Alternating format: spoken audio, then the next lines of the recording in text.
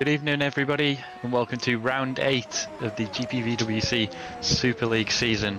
You join me tonight at Canada. It is already wet. I had to throw that out there right off the get-go. We're a couple of minutes late to qualifying here, but we're just getting in time for the hot laps, so right for when the action started. In a little bit of a rush myself this evening, and we are currently missing the lead commentator, Caitlin Penny, as well. She'll be appearing at some point soon, I hope. But yeah, jumping right into the deep end. Got a 70 lap race ahead of us today. Always an entertaining circuit. It's probably been one of my favourites from over the years, especially in real life. Not just in Super League, but a bit of rain in there as well. First time it's rained as well, I believe, in Super League this season. It's going to be interesting to see. Obviously, the engines aren't going to make such big of an impact if the rain stays about, but we are expecting it to stop from the sort of beginning phase of the race. And also upgrades might not be as important, but we are expecting it to dry out, but you never know. Anything can happen. Well, we are currently on board with the THR car, just checking the forecast for the rest of this evening. So yeah, expecting rain now, but it will die off, so that's a good sign for some, maybe not for all two. Makes it through fairly nice and tidy. Absolutely smashes them orange curves. I love to watch that, not only in the sim but in real life as well, when they mount those curves. Really quite impressive. Reminds me more of a touring car and a GT car than I'm watching a single seater. You see Adam Maguire taking a little bit too much, but keeps out of the wall of champions. Oh, and a big slide on exit there. At least he's going to get a banker lap in though, which is absolutely crucial, especially with the fact that you have to do an in lap in GPVWC as well. Can't escape on track. All about the realism. So just looking back, last year's winner, I haven't got the pole sitters up unfortunately. I'm in a bit of a rush, so I've not managed to get everything up in time, but last year's winner was Yannick Bock. I'm gonna probably assume that he was on pole. It would have been good to see the pole time, but looks like we're not gonna get anywhere near that this evening with the wet weather. In terms of championship wise, just trying to see the likes of top three being Jake Dennehan, Tom Stevens, Luke Maguire. Obviously Stevens, actually the joint on points as well, Dennehan and Stevens. So Stevens topping the times at the moment, Dennehan in P3, quite close behind. Look at that slide in that last chicane, getting really loose on the entry. Let's see what he can do this time round. Does he improve? No, he doesn't on that one. But already seeing some, I don't want to be rude, but some names a little bit further up than we've seen throughout this season. Jeff Fournier, Chris Shepherd having a good run so far. Really great to see Matthias Moose back as well. Last time he managed to make qualifying, but had a disconnect literally just as they went to race, so that was unfortunate. Hopefully we can see him make the race this time. I know he's put a lot of effort into this one. But currently, we've got the THR car, followed by Super Venturi, Jan Granqvist, doing he's having a fantastic middle part of this season. A little bit slow to start, but it feels like after Nürburgring he's really found something and he's really pushing on towards that top end of the grid. Currently sitting in P5 in the championships as well, joint on points with P4, which is his teammate, Jukka Lalu. Doing a fantastic job in their rookie season as a team. And as drivers, obviously they have made some appearances in the past in Super League, but I think it's both their first complete season. Could be corrected on that if someone wants to correct me in the YouTube chat or whatever, but anyway, let's see what Lalu can do. Obviously his teammate doing a fantastic job. He's improved in the first and second sector. Let's see. No, pops out of it, goes towards the pits. Pit lane on this one, a bit of a weird one. I've never been a fan with the whole sort of goes off before the final chicane. It's kind of on the racing line, but it is what it is. Philip Pushka as well, doing a good job in P4. Obviously former Superleague champion as well. Had a good start to the season, dropped off a bit, but looks like he's making a good little comeback today, at least enjoying the wet weather. I say some people really love it. I know it myself. especially when I did go-karting back in the day. Always thrived in the wet with always my preferred conditions. It's all looking a bit steady though for now. I'm not seeing too many improvers towards the top end of the grid at least.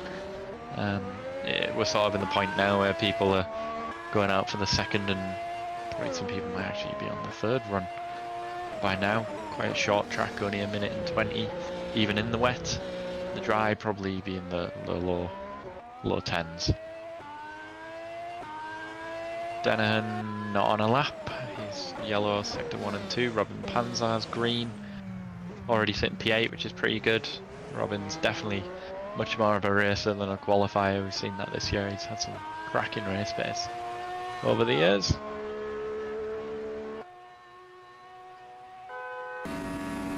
Let's see what he can do as we head down to the final chicane. Mounts the right curb, then off the left. Keeps it out of the wall, but gets a slide on exit. So let's see if it's an improvement. No. Again, just dropped in that last corner. Lost all his time.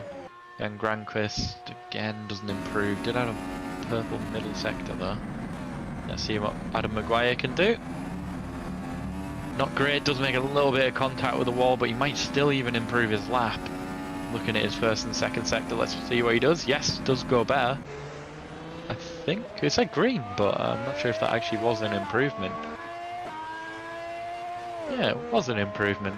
For some reason I thought never mind, I thought he'd gone faster than that previous in the session. The Owen McGorgy coming off a really good run. He had a great run out last round. Let's see what he can do this time round. I think he's expecting probably to be a little bit further up the grid than he is currently. But saying that, green in sector 1 and 2, but he's had a little bit of a messy entry and exit to the hairpin there. Let's follow him into the final chicane. He's only a reserve driver as well for this, for an emergency, sorry. Wow, it's seeing people struggle with that final chicane. They're really struggling to get the power down, coming off that second curb. Doesn't improve on that lap. It's really difficult when you're coming off that second curb to wait for the car to get settled. You're so tempted to get on the throttle as quick as you can, but not paying off, getting on the throttle too early a little bit. Some of these guys, looks like. I see Pushka going purple in middle sector. Let's see if he heads. He does. Looks pretty neat. Could be a little bit better on exit, but looked pretty good through the middle part of the chicane. Let's see if this is an improvement. And it is, up to P3. Fantastic job for the Stax Racing driver. Only at just under a 10th and a half off pole position. Tom Stevens looking fairly safe up there. Pretty unrivaled so far, but we've also missed a VAC. Thomas VAC's got up to P5, moves over a quarter of a second off the pace. Could do with a good result at RSR, my team as well, so I'm going to try not be biased. Every round I try not to be biased, but it's very hard. But yeah, I need a good points finish from RSR and also the Red Archer boys, who all 4 had DNFs at the last round, many of which couldn't be helped, but that's part of racing, and also part of sim racing, with 3 of which being disconnects, I believe. See Denahan doing I don't know what that was there, but they messed up the last chicane and got a little bit frustrated along the straight. Max Schleuter, very good middle sector, green in the first as well. This should be an improvement. And he does, yeah, jumps up to P4. It's a very good lap. Again, having a fantastic run, really good run last time out. Really proving himself in the top flight of GPVWC racing. Let's see what Fabio can do. The conditions must be so difficult in these cars. Got so much power, no traction. Control to help you out either. See, most of the problems seem to be on exit with people. I'm not sure if just getting greedy on throttle, or if that's just how these cars kind of have to be driven. They're really being hustled by these drivers. Not a very good middle sector. I assume he's gonna, yeah. No, he doesn't peel off into the pits actually. Oh, he gets a little bit too over that curb. To be honest, I thought he was gonna balk with that middle sector, but keeps going for now. Let's see what his teammate can do. Purple again in that middle sector. He's had a personal best sector 1, best of anybody in sector 2, and goes for the pits. Must have made a mistake that we didn't see in that final sector. For the first time, I think I've seen somebody go purple in sector 1 so far. Adam Maguire, let's see what he can do for the rest of this lap. See if he can trouble Stevens for that top spot. A little bit tight on that second curve, but he's kept it fairly clean through there.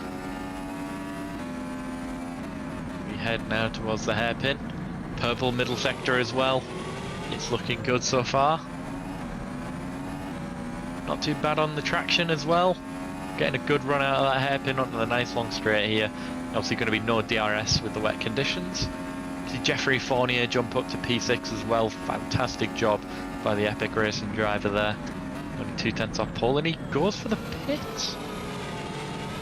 Wow, he mustn't have been up in that final sector. It looked fairly steady to me. Admittedly though, I did lose the stream for about 5 seconds with some poor connection issues, so I'm not sure if he did make a mistake in that chicane. Let's see what Daniel Stepkowski can do. Currently sitting P5, and he's got a mega sector 2. Almost 4/10 up on Stevens in that second sector. Let's see what he can do going through his final chicane. Okay over the first, okay over the second. Good traction out of the final chicane. Let's see what he does on the run up to the line. Chris Shepherd jumps up to P2 as well. Daniel Stepkowski goes on to pole. And Panzer jumps up to P2. And Stevens up to P3. Wow, all that kicked off in that final sector there. There must have been 5 or 6 guys going for laps. But as all the actions happened, welcome to the commentary box, Caitlin Penny. Thank you so much, Ryan. My goodness, I seem to have joined at quite the moment there with your driver, Daniel Stepkowski, going right to the top of the times.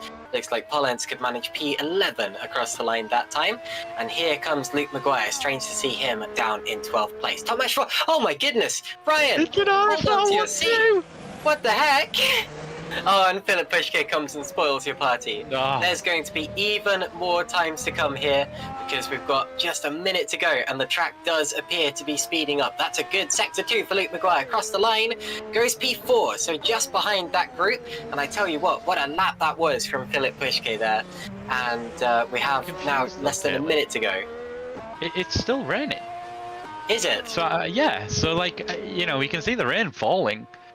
I'm not sure how the track's getting that much faster. We saw so many times come in there. I'm not sure if the track's sort of only not if the track. If it's only raining just a little bit and maybe the rate at Sorry, which this is going to be a big lap from Matthias. Oh, it's not. My goodness. Despite the purple second sector. Oh, it's not a true purple. It's that whole sector wonkiness again. Well, look at Tom Stevens.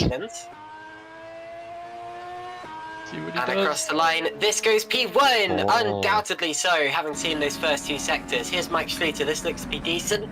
I'm about to sneeze. The hay fever kicking in. Let's see what he does on the run up to the line. It was a pretty tidy final corner as well.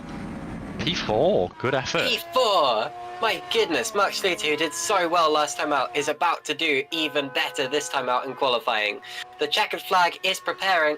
It must just be that the track is, I mean, they're clearing the water faster than it can fall, but this is fantastic stuff in the late stages in qualifying.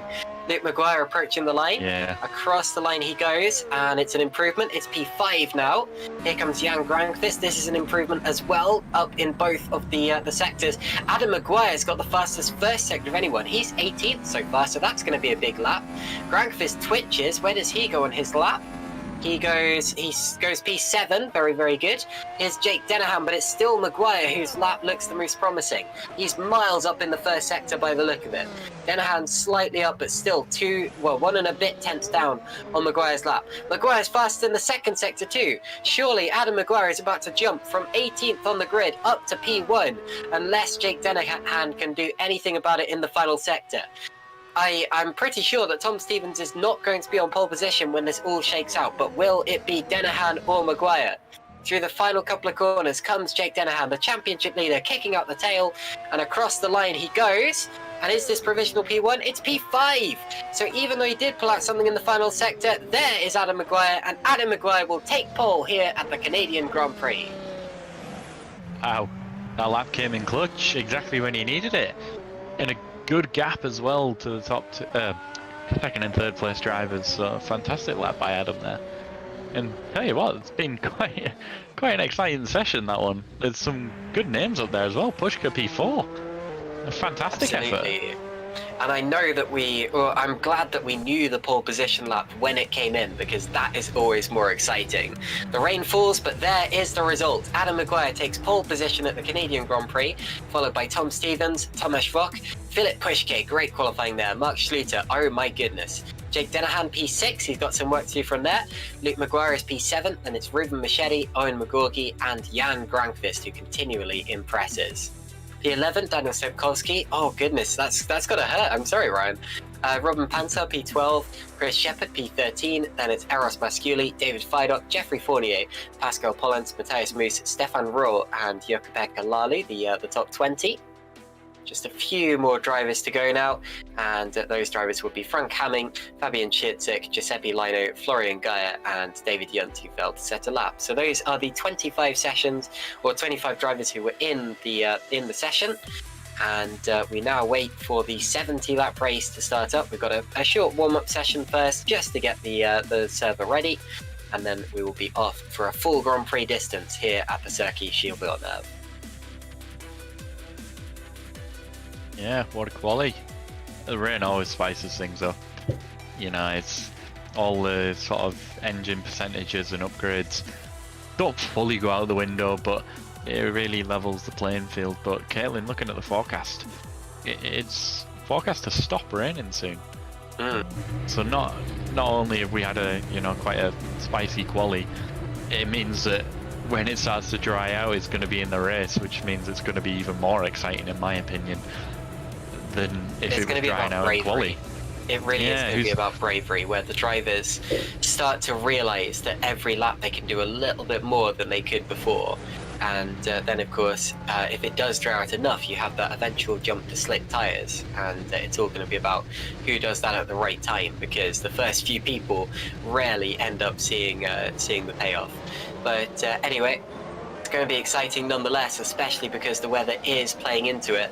It seems to be a very wet year in general, I mean, in both Super League and the real world and all of that. It seems to be raining everywhere all the time this year for some weird reason.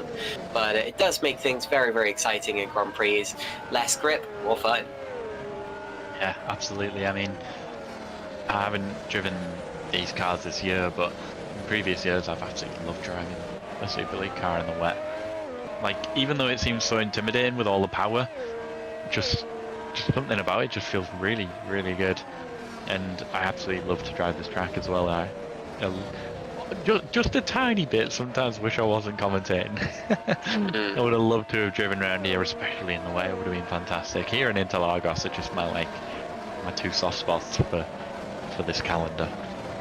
I always find this circuit so difficult especially in the dry. Honestly, I think the rain would actually be a welcome relief for me here. But yeah, I find this track really difficult because it's about judging your braking points. There's some really heavy stops here, and then some really fiddly chicanes. This last chicane, for example, is an absolute nightmare because you really do want to take it faster than you physically can, and you end up launching over the curbs. And then you have that Quebec wall. Named, of course, the Wall of Champions, or at least dubbed the Wall of Champions after 1999, when several Formula One world champions ended up in that barrier. But yeah, it really is an inviting barrier, and I'm sure that we've all been in it at some point, or at least given it a good clonk on the way past. And I'm afraid not many of us have gone on to be champions after that, so it's kind of not really living up to its name. But the actual corner itself, there's a reason why that wall claims so many top drivers, and that's because it's a corner that invites you, or a chicane that invites you to push. And it always looks as if you've got more runoff, and it always looks as if you can just blast the car through. And apparently, we've just heard actually that the rain has just stopped, so it should start to dry from here on. unless it starts to rain again, which is not what the forecast says.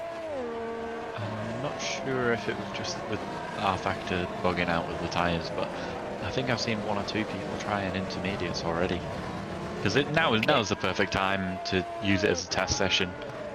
You know, why not, I suppose? I mean, there's not really anything to risk. THR. Yeah, I mean, even if it isn't the right call, as of right now, at least they can do that testing and see that at X% of wetness, whatever it is right now, say like 40%, might not be the right time to jump on the inters, and they can, you know that for the race.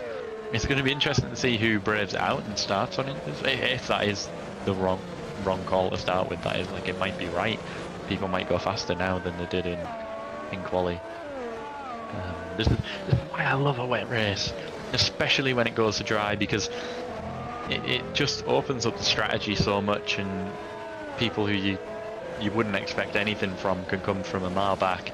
Like, you said about Stepkowski being in P11 being a bit of a shame, which, it kind of is, but it might force him to take a risk, and that risk might pay off in the end. It's not like going for a hard versus medium where you offset the strategy. It's such a big differential. If you can get it right, it's seconds of a lap. So I'm excited. This is probably the most excited I've been going into a Super League race this season. Oh, that's saying quite something, actually, because we've had some very exciting races, and the build-up to some of the races have been exciting as well. This one, of course, is notable because it is the return of Jake Dennehan.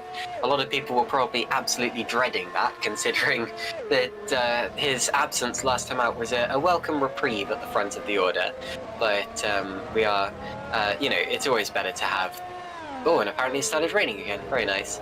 It's always better to have the championship leader on the grid, because obviously they are missing out when they're not there, and well, of course, it has leveled up the championship a bit. Jake Dennehan and Tom Stevens come into this race exactly level on points. Now we all know who the favourite is for the win here, but Tom Stevens now has 2 victories to his name, and with Dennehan starting in 6th position, it's really not that straightforward now. I'd also like to point out that Mark Schluter is coming off the back of his first podium in a GPVWC Super League, so he is riding high as we speak. And considering that he had a very strong qualifying, I wouldn't be surprised to see him getting into the mix. Whether he can get another podium or not is yet to be seen, because he is still quite inexperienced in this car, but I'm sure he's put in plenty of practice hours to make sure that he is ready for this one. Jan Grankvist has been riding high as well, 2 podiums in a row, his first 2 Super League podiums, as we're about to see a collision. Oh, they got away with it. Very nice. Good racing. Good little scrap on the exit of the final corner there. Very nice. And the last driver I wanted to bring up there, Filip Puškaj. He's only had 1 top 10 finish so far this year, but with his car 4th on the grid, it will be so interesting to see what he can do, especially since Filip is indeed an experienced driver who's won championships and races in the past. And we're all waiting for that return to form that would complete the fairy tale story. And like I said, with his car 4th on the grid, he can do well. He was our winner in 2016. Yeah. Just looking back at the history, so I was thinking in my head that it was we were going to have a new winner today, regardless. But there is a chance, and there's a very good chance starting in P4 that he could pull it off. It's a little ambitious, but potentially so. But anyway, yes, the previous winners of this race include familiar names like Yannick Bock, Yanni Simončić, Alex Siebel, Rudy Van Buren, so some famous champions and winners from the list there. But 2016, you do have Filip Puškaj there, back when he was racing for BBM. And looking further back in the history, we've got some more familiar names and champions. What's the lap record here, I wonder? We won't be reaching it today, but actually the lap record was set in 2021, and that would have been, yeah, so that was the year where it was kind of the fastest cars that we've had. Oh yeah, 2018, sorry, yeah, Alex Siebel was slightly, or sorry, whoever it was in 2018 was slightly quicker, you're absolutely right. Yeah, Siebel, 400s faster. little bit surprising there. I thought the 2021 cars were kind of the fastest that we've had, but you're absolutely right. Alex Siebel that year crushed the opposition with by 0.3 of a second there, the fastest lap of anyone. But The race time was faster in 2020. Interesting. Anyway, doesn't look like we're going to be getting the fastest lap today or anything like that, so we don't really have to worry about that too much. But it's always interesting to look back at the history and see just what's happened, and that will be. Sorry, I'm completely waffling at this point. This always happens in warm-up as we wait for the race to start. I love looking back at the history, even though nobody really cares probably, but just looking at some of the old names is quite nice to see. Absolutely. First ever champion of the league, Jason Endian, won it back in 2000, so, has That was plenty before of I was history. born. Me too, my friend. Oh man, that's spooky. Sorry to make certain people watching the stream feel old, but yeah, damn. As if GPVWC was going before I was born, wow. Yeah, 2000, very first year, and looks like they missed 2001 for whatever reason, but then again, 2001 I think only had like 3 races. It was a very strange season that I would love to ask Will Panisi about someday. But it appears that we've actually held the Canadian Grand Prix every year since, so this Grand Prix has been a regular of the calendar, commonly returning, and even when the real Formula 1 calendar didn't go to Canada in 2009 because they were renovating the circuit, we still went there that year, albeit with a slightly shortened race that was an hour rather than an hour and a half. Anyway, apparently the rain has backed off again, so we're really not sure quite what it's doing right now. There are drivers out there on all sorts of different tyres, and that drying line though. Yeah, to be honest, that is a very dry line. There is a chance that, to be honest, this is the kind of weather where people start saying, what if I go to slicks and just don't touch a wheel off the white line or off the dry line at any particular point? But that would be an extreme risk. Sometimes you see people going out and having a bit of fun in warm up, but it's why I was looking for the tires on RaceView, because I wasn't entirely sure that they were all on wet tires anymore. Still very twitchy out there though. Yeah, the only problem is, and this is the only slight issue with wet to dry, is that there's no real overtaking possible if you've got that. If you're on the slicks, you're kind of stuck on that one line, which is where the strategy has to really, all the overtakes or maneuvers, all the off-track overtakes you could say happen, and that's what shakes things up instead of a traditional pass. But checking flags out now anyway. It's getting ready to rumble. I'm looking forward to this. Absolutely. By the way, not that it matters much, but the fastest driver in warm-up was actually Frank Hamming in the Pescara ADG car. So take that with a little bit of a pinch of salt, because it is just warm-up, but good on Frank Hamming there, going out and putting in some flyers just for the fun of it. In terms of penalties, luckily we don't really have any outstanding penalties for the drivers who are here. The only driver who was penalised last time out was Zolt Fuchs for his collision and for starting on the incorrect tyres. Although he is not here today, he would have a 30-slot grid demotion, and he will do if he returns, or when he returns to this league. And yeah, a couple of outstanding penalties as well for drivers who simply aren't here this time out. And next time they show up, then they will have to serve those. But it does mean that the grid order we read out at the end of qualifying is in fact the official grid order, and that's always what we like to see, because it keeps it less complicated, and it keeps it fairer on the day as well, so we can really say, okay, driver of the day, this guy's done well, that guy could work on his qualifying performance, rather than one guy starting from the back and working his way through and ending up looking really good because he got a penalty. But anyway, yeah, the grid order is what you should expect, and it will start that way for our 70-lap Grand Prix. 70 laps feels so long, doesn't it? But it's quite a short track, so yeah, I'm sure it's going to fly by, and I'm expecting so much action that we're going to blink and it'll be over. By the way, I mentioned Frank Hamming. This is actually his Super League debut. His current best result in Super Lights is second place at the French round in 2020.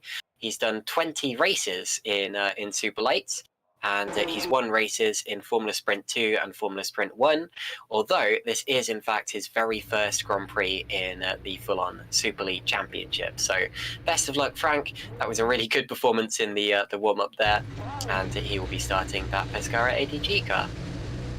I'm surprised that's his first Grand Prix. He's been Yeah. around for a while. Also, if you were wondering what the car was that's missing today, it's the second Mood car. So we've got who is it? So it's Florian Gaia racing one of the Mood Auto Concepts cars. Last time out, David Wasserman was in the other car, but he is not here today. So there's only going to be one of those cars on the grid. But apart from that, it's a completely full house.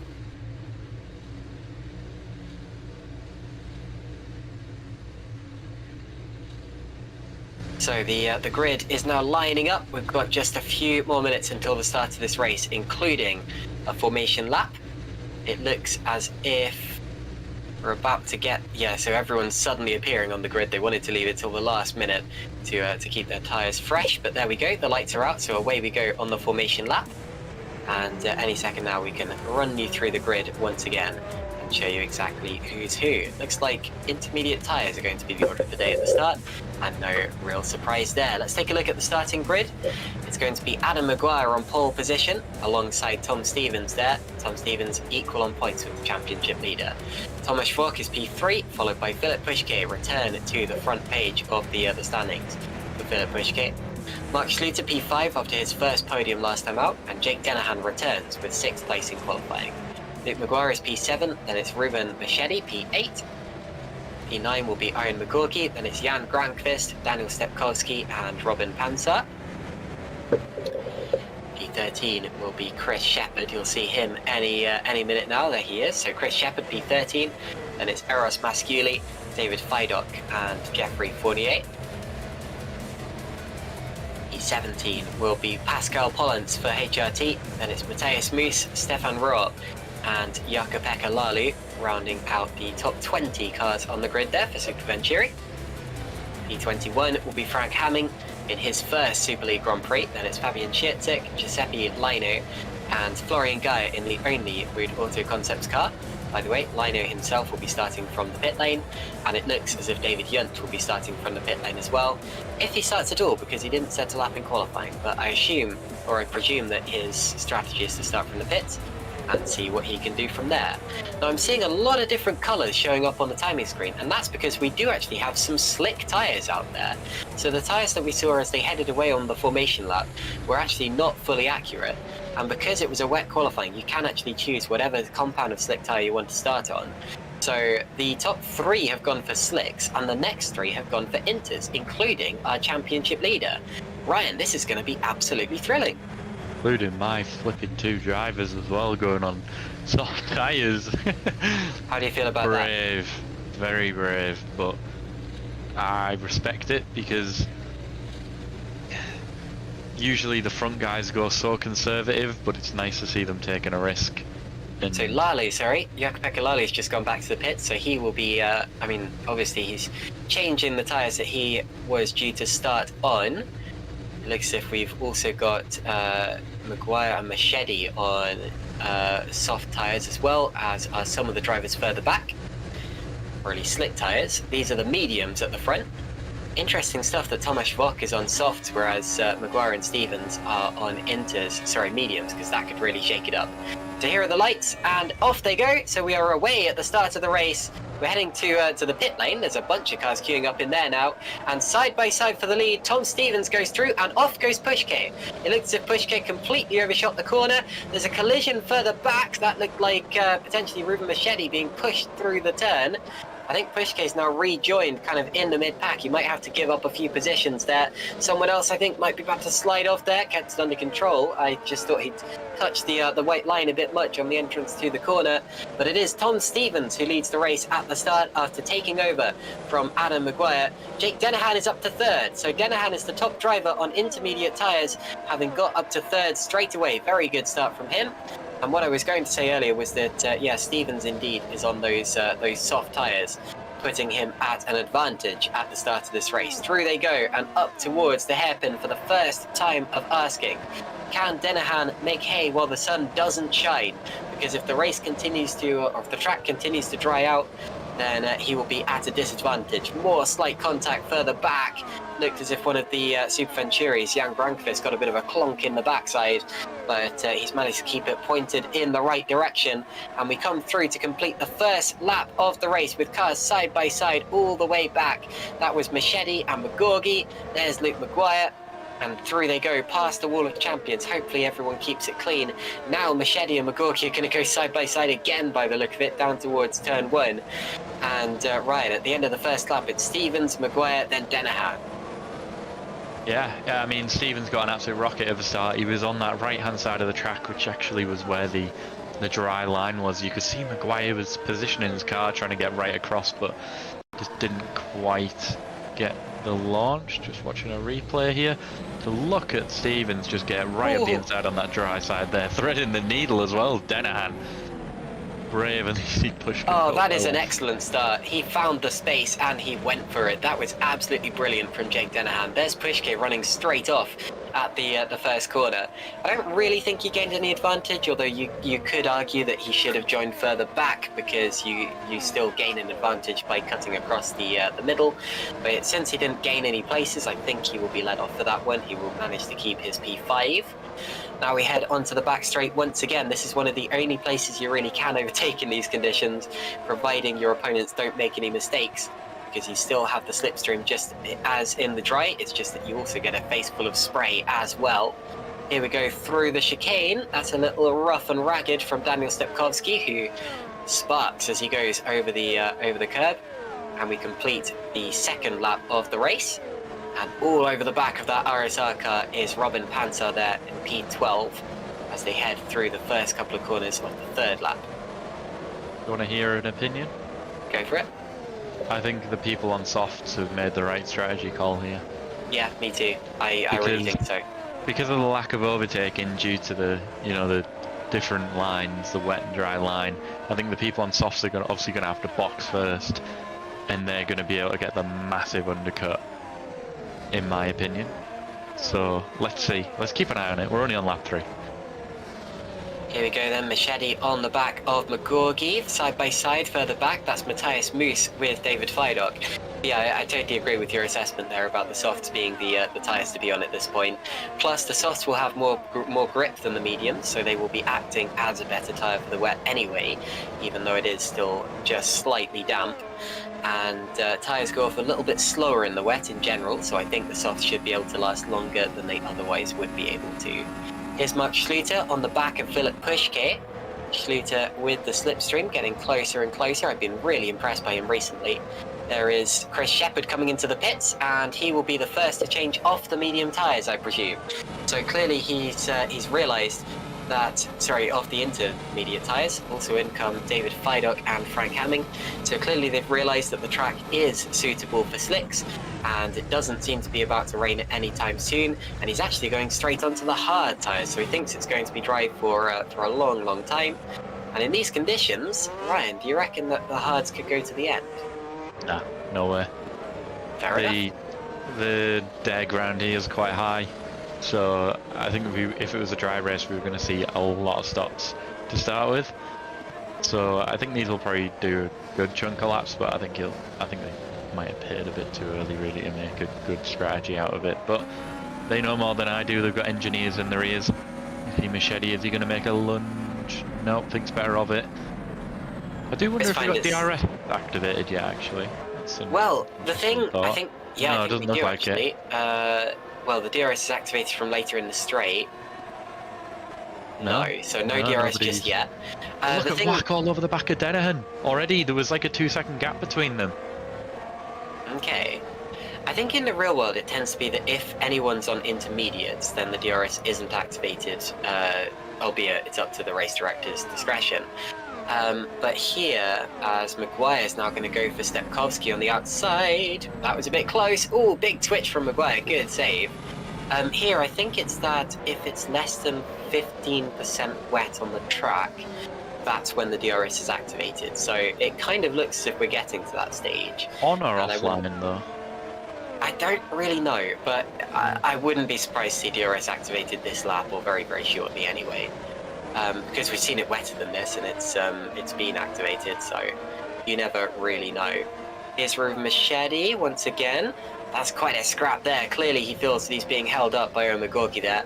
By the way, Owen's still driving that HRT that was the property of Yannis Volburn. There's Robin Panzer, who's gone over the escape road and rejoined side by side with Jeffrey Fournier, who will get that position. So as you can see, even though you can't really overtake the traditional way, you can still force your opponents into mistakes. And if they do go offline, which is quite possible in these conditions, then it's very, very easy to go through. There is into the pits, Jake Dennehan. So Dennehan has clearly felt that he's not made the right decision by starting on intermediate tyres. We kind of knew it was coming. Grankvist comes in as well. And so does Mark Schluter. So definitely the intermediate tyres, a little bit of a mistake. But then again, it was brave to go for slicks, so there wasn't really much else that these drivers could have done. The weather could have gone either way. And to be honest, they can still make it work from here because so many people have done exactly the same thing. And you never know in races that are as up in the air as this quite how the strategy is going to go. Looks like Pushkate, Maguire and Panzer are now the only 3 drivers on Inters. Yeah, I mean... Sorry, McGorky, not Maguire. Yeah, because I could see this coming from a mile off, if I'm going to be honest. And for the mid-pack guys, it won't matter so much. But like the top 3 who were on slicks to start with, who have got a clear track now, they don't have to pass anybody, especially Stevens and Maguire who work together. They're in sister teams. These guys can just drive now, and obviously the people who've just boxed there for the hard tyres or medium, whatever they're gone for, yes, they'll now have a clear track, but if the people who are the top 3 do as well, it kind of makes no difference, apart from the fact that there'll be a few laps fresher. So into the pits, there we go. Yeah. So in come both Pushkate and McGorky, and over the curbs goes Maguire. So Maguire forced out wide while fighting there with Eros Masculi. They bang wheels, they're obviously not happy with each other. Now we go down into turn 1. Maguire will have the inside line, which will twitch. Oh, and he runs into the side of him again. He'll be held out to dry now, and through on the inside comes Matthias Moose. That was a little bit all over the place there, a little bit clumsy and aggressive. And Luke Maguire ends up coming off worse out of all of that. I'm just glad that both of them are still pointing in the right direction. Going to see a replay, presumably, of that. And this is from on board Luke Maguire as Masculi takes a look. He's up the inside. Is he far enough alongside? Yeah, I mean, surely he is. He's entitled to some room there. But Maguire clearly feels otherwise. And as he rejoins, he tries to crowd Masculi over, make sure that he gets no space whatsoever. Then he loses control mid-corner and goes into the side of Masculi's car, but Masculi holds strong and Maguire is seen off. I'm not a fan of that on the straight, but Masculi came out ahead anyway, so, you know, Maguire was the biggest loser in that situation. He tried to make that one place back and, you know, lost another.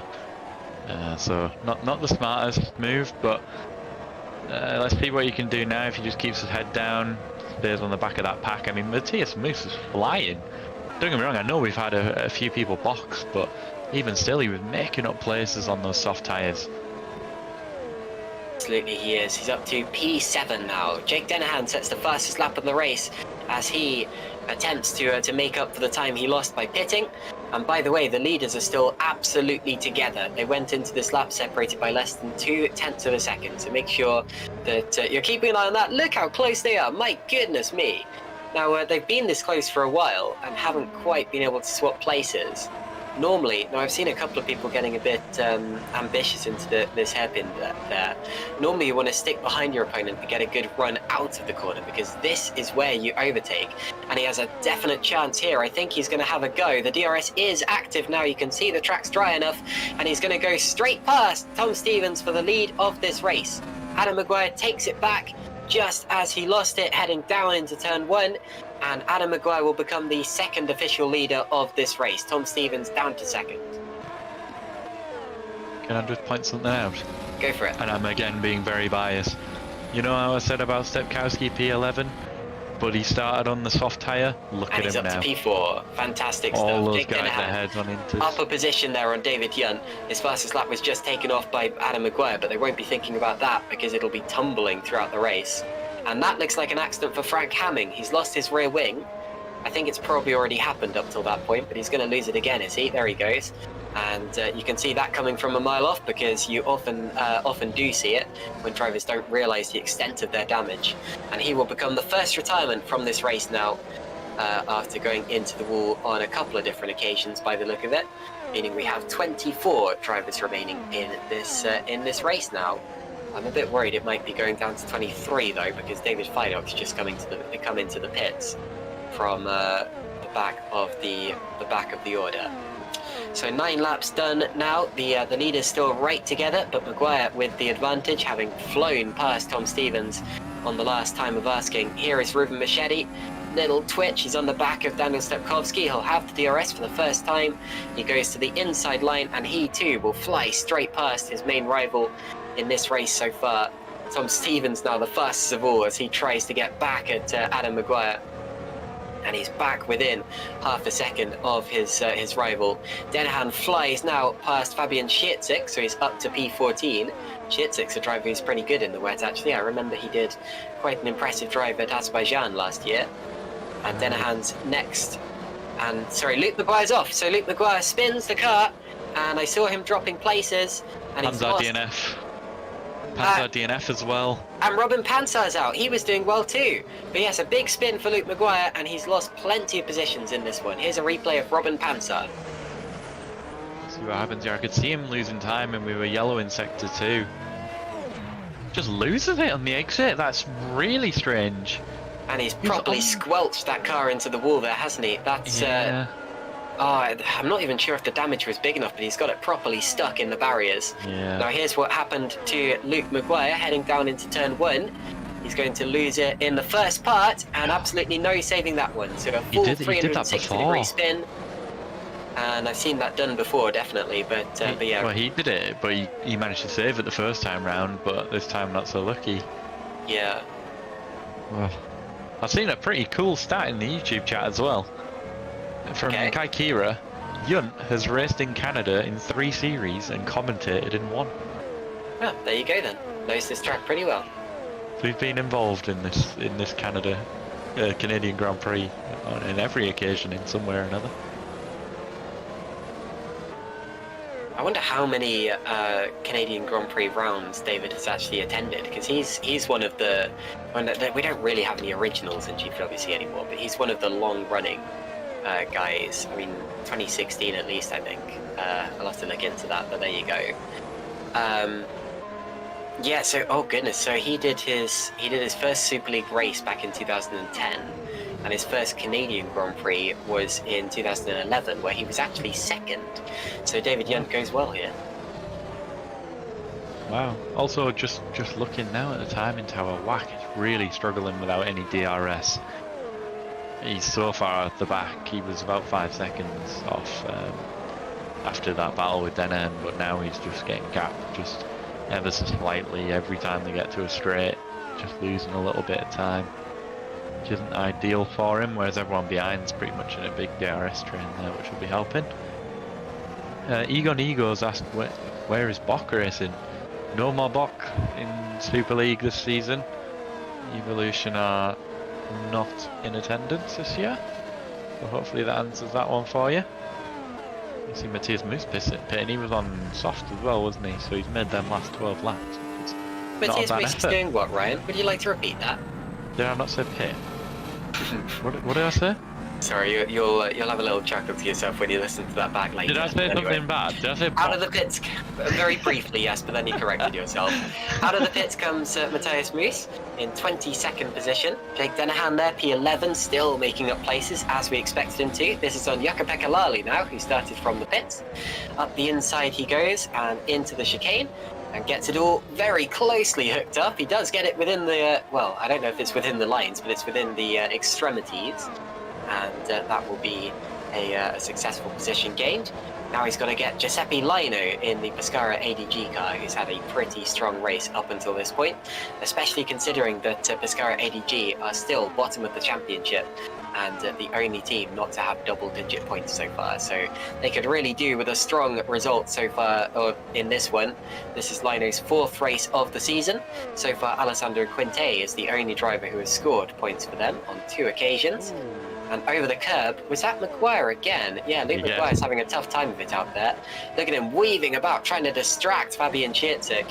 Or maybe just showing his anger, and Schiertzig, it's worked, because Schiertzig's gone straight off the road, rejoins alongside Luke Maguire, who goes through. So Schiertzig through the grass and rejoins 14th. Can't argue with that, it worked. I mean, yeah, that was something. That's the second time we've seen Maguire absolutely launch over that curve now.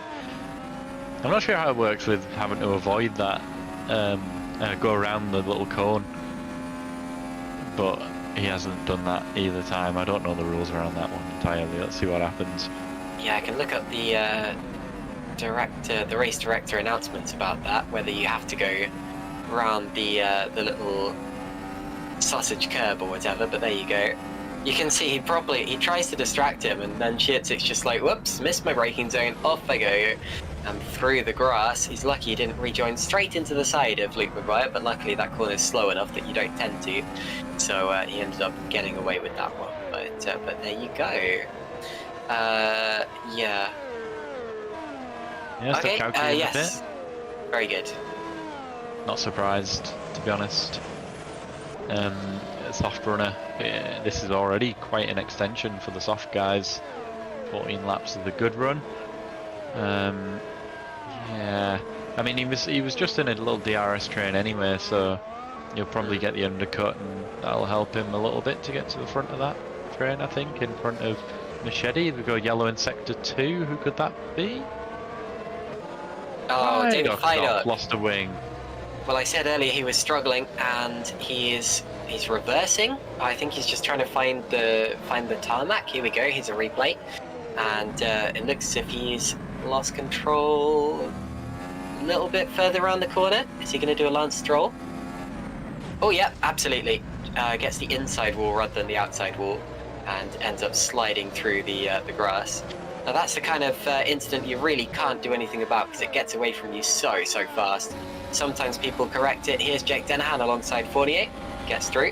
Sometimes people correct it, but then it ends up snapping in completely the other direction.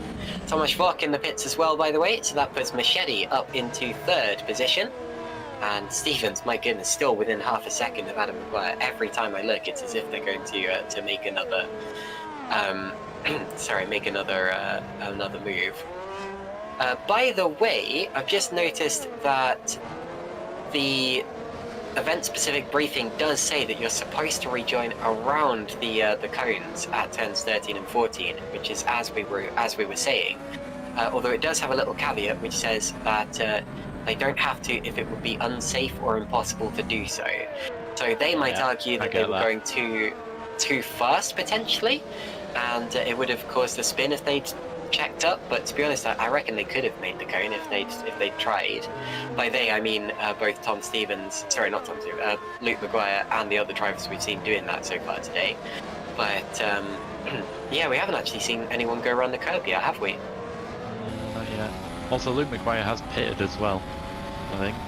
Yep, Adam Maguire and Tom Stevens both in, and that's a good little slipstream there from Stefan Rohr that he's given to his teammate. So through goes Jake Dennehan now. So we're going to have a change of lead, and side by side on pit exit, these are the two drivers who were fighting for the lead of the race, and they're going to be absolutely neck and neck. Neither will want to give it up, but it looks as if Tom Stevens will get the lead back. So Tom Stevens has, I say the lead, Eros Masculi is technically leading the race now, and there is Jake Dennehan, and he goes to the inside of Jake into the chicane, and Dennehan has jumped him. There we go. So they both made one pit stop. Of course, there is a little caveat to that as well, being that Jake did it much earlier in the race, but he is in fact now ahead of Tom Stevens. Stefan Rohr just behind as well, and Maguire's been passed by all of them. So Maguire there with a little bit of a struggle pit stop. Stefan's going to get out of his way shortly, but he's not going to get out of his way on the track. He's holding him up and very much working for his teammates at this point in time. But yeah, the big winner in this particular stage in the race has got to be Jake Dennehan, because he made up the position so quickly, and now he's jumped his nearest rivals in this race on strategy. Like I said, though, it does depend on what happens later on, and it might well be that Jake ends up doing one more pit stop than the other drivers around him. A very exciting sequence of laps, though, and Royalt's in the pits, and in the background, Fournier. Was that Fournier side by side with Adam Maguire? Yes, indeed. You made the move. Being told Fournier's apparently got Maguire hit passed. the wall. Yeah, something must have happened for Fournier to get past on worse tyres. Let's see a replay here. Oh, he had a go at Royalt, who then came into the pits. Whoa, massive launch over the curb. And he's lucky to still have his front wing there, because he hit it kind of side on, but if he'd struck it with a slight angle, there was definitely enough force there to rip the front wing off. But I think he should be okay there. Maybe slightly bent steering, but it shouldn't be too bad. Here's Geoffrey Fournier, and they have swapped back again, and there is slightly bent steering. Look at that. Maguire is actually steering. To be honest, it's worse than I thought it would be, because he's steering pretty much straight to go slightly left. And yeah, he'll be in a little bit of pain after that one. So Adam Maguire there, P4, and Stevens and Dennehan up ahead of him, right on the back of Eros Masciuli now. Masciuli comes into the pits, so for the first time today, Jake Dennehan will lead. So that's the first champion to hit that wall, isn't it? Yes, indeed. didn't claim him though. Adam Maguire, the champion of 2020, of course. Yeah. Pushke runs wide, and once again does not reach the curb. Yeah, but he goes around the cones. Did he? That's good. Yeah, I think so. Didn't look like he did to me. Not worthy of a replay, but well, it doesn't matter anyway, really. Fair enough. There's Schluter and Junt. Junt having started from the pit lane, but not yet stopped.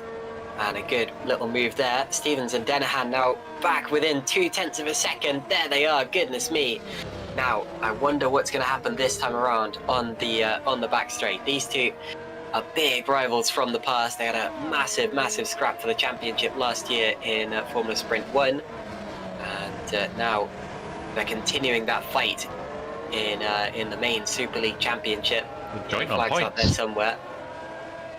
Down the straight we go. Apparently something's happened to David Junt, but keep watching the leaders if we can, because Tom Stevens is about to go for a move up the inside towards the chicane. Someone's got to yield. I think there might have been slight nose-to-tail contact, but Tom Stevens does take the lead straight back again. Dennehan only led one lap in that little stint there, which is quite unusual for Jake Dennehan. But here we go. Here's a replay of what happened to David Junt.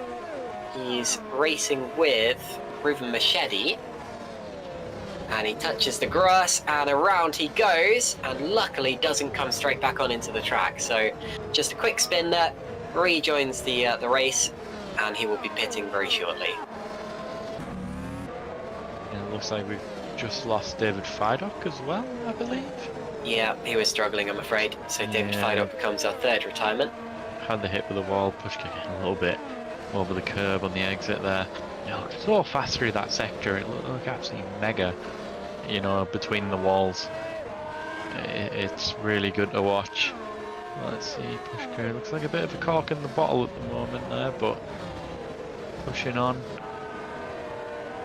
Seems to have dropped off a little bit from the start, but let's see what you can do come the end of the race. It only matters when you cross the line. Tom Stevens has nearly broken DRS range from Jake Dennehan, by the way. He was up to 0.8 of a second in some of those splits. He still is in some of them.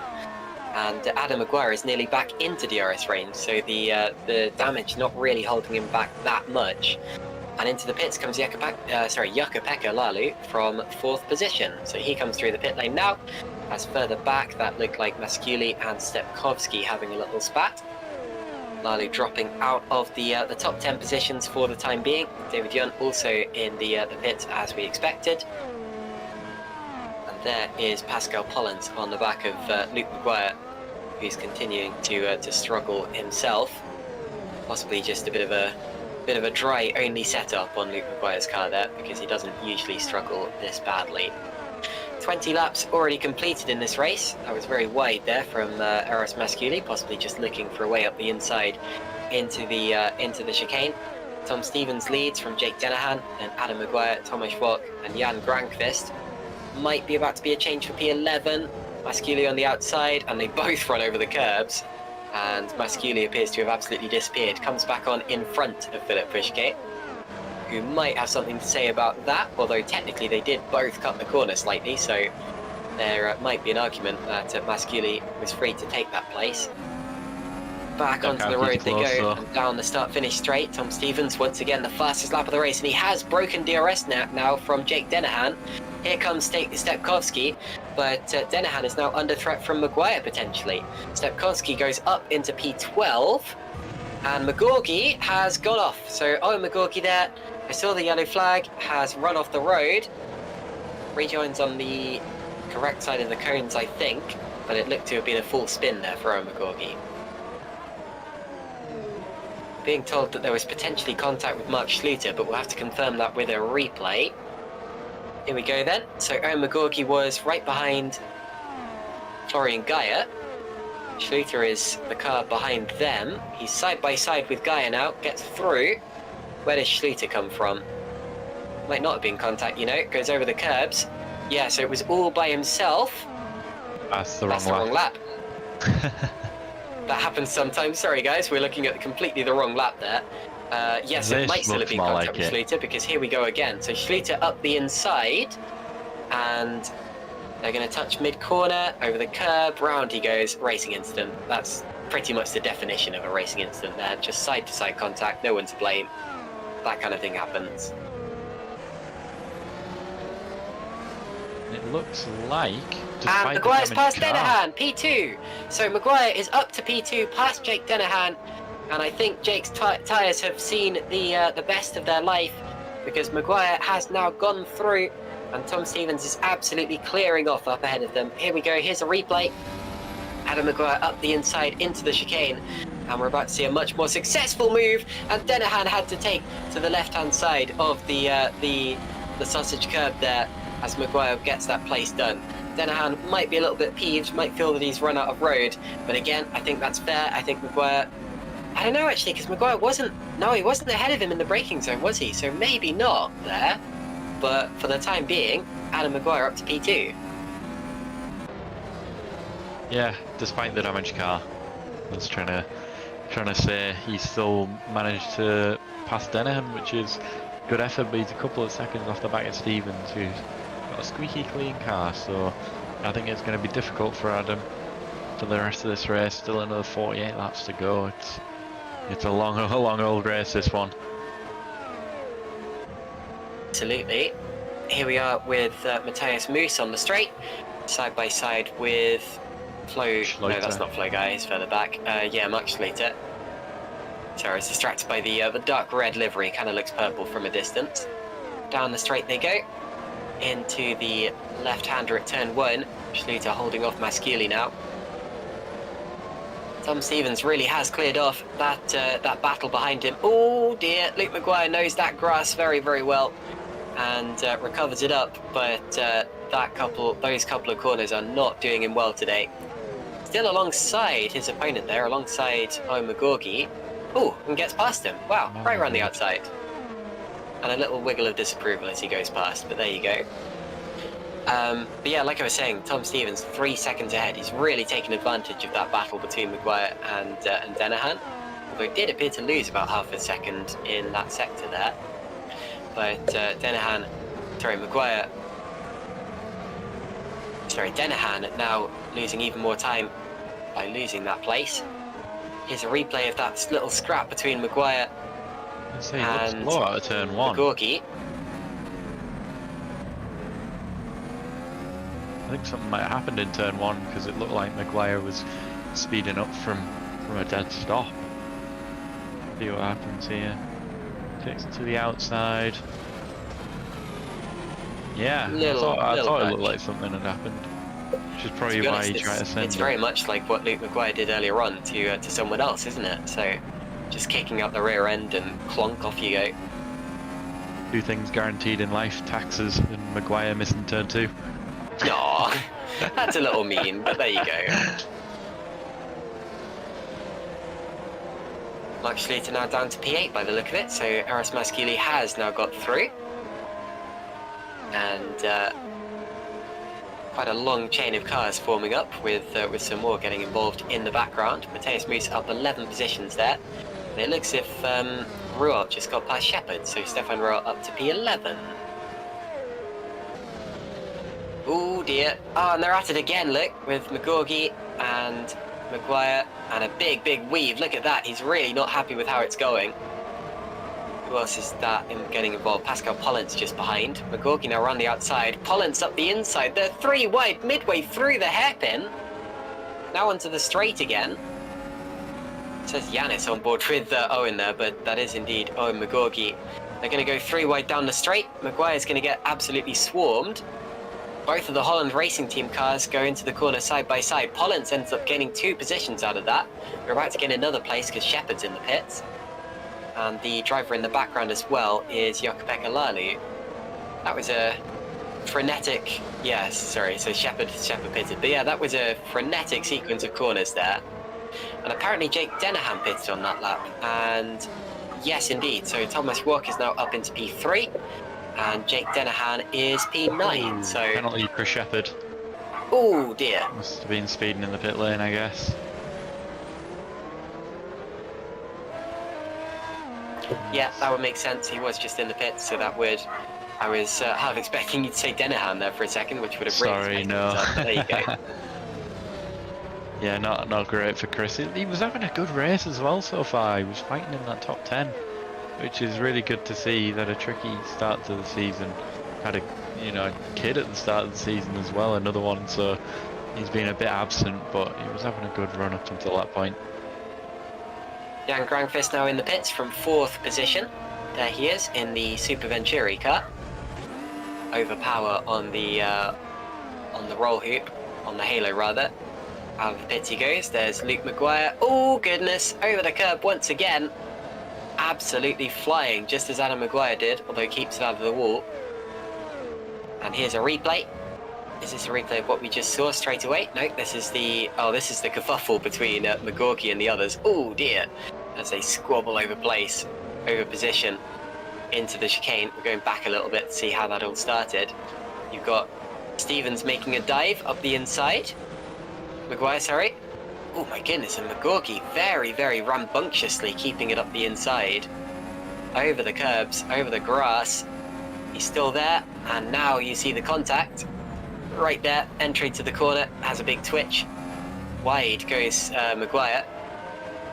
And while Adam has a good day, Luke is absolutely... Ooh, and that's Florian Geyer. So Florian Geyer there with crabbing car and no rear wing. Just as we saw with Frank Hamming earlier on.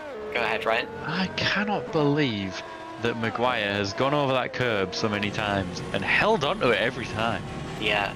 He's absolutely launched it and he's managed to hold on. I mean, that was pretty scrappy racing from them guys, but at least nobody went off and had a proper crash or anything. So hard, but I'm not gonna say fair. Just hard racing. I like to see that, but I know in their heads those guys are really hating each other around about now. Hating each other as racers, maybe. I'm sure that there's not really going to be any hard feelings off the road. Florian Gard, by the way, did not make it back to the pits, I'm afraid. So 21 drivers remaining in this race.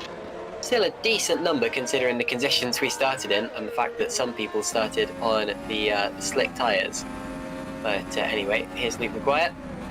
On the back of McGorgy, big twitch, little nudge through the corners. I think Luke's just got to calm down at this point. He's really not helping himself.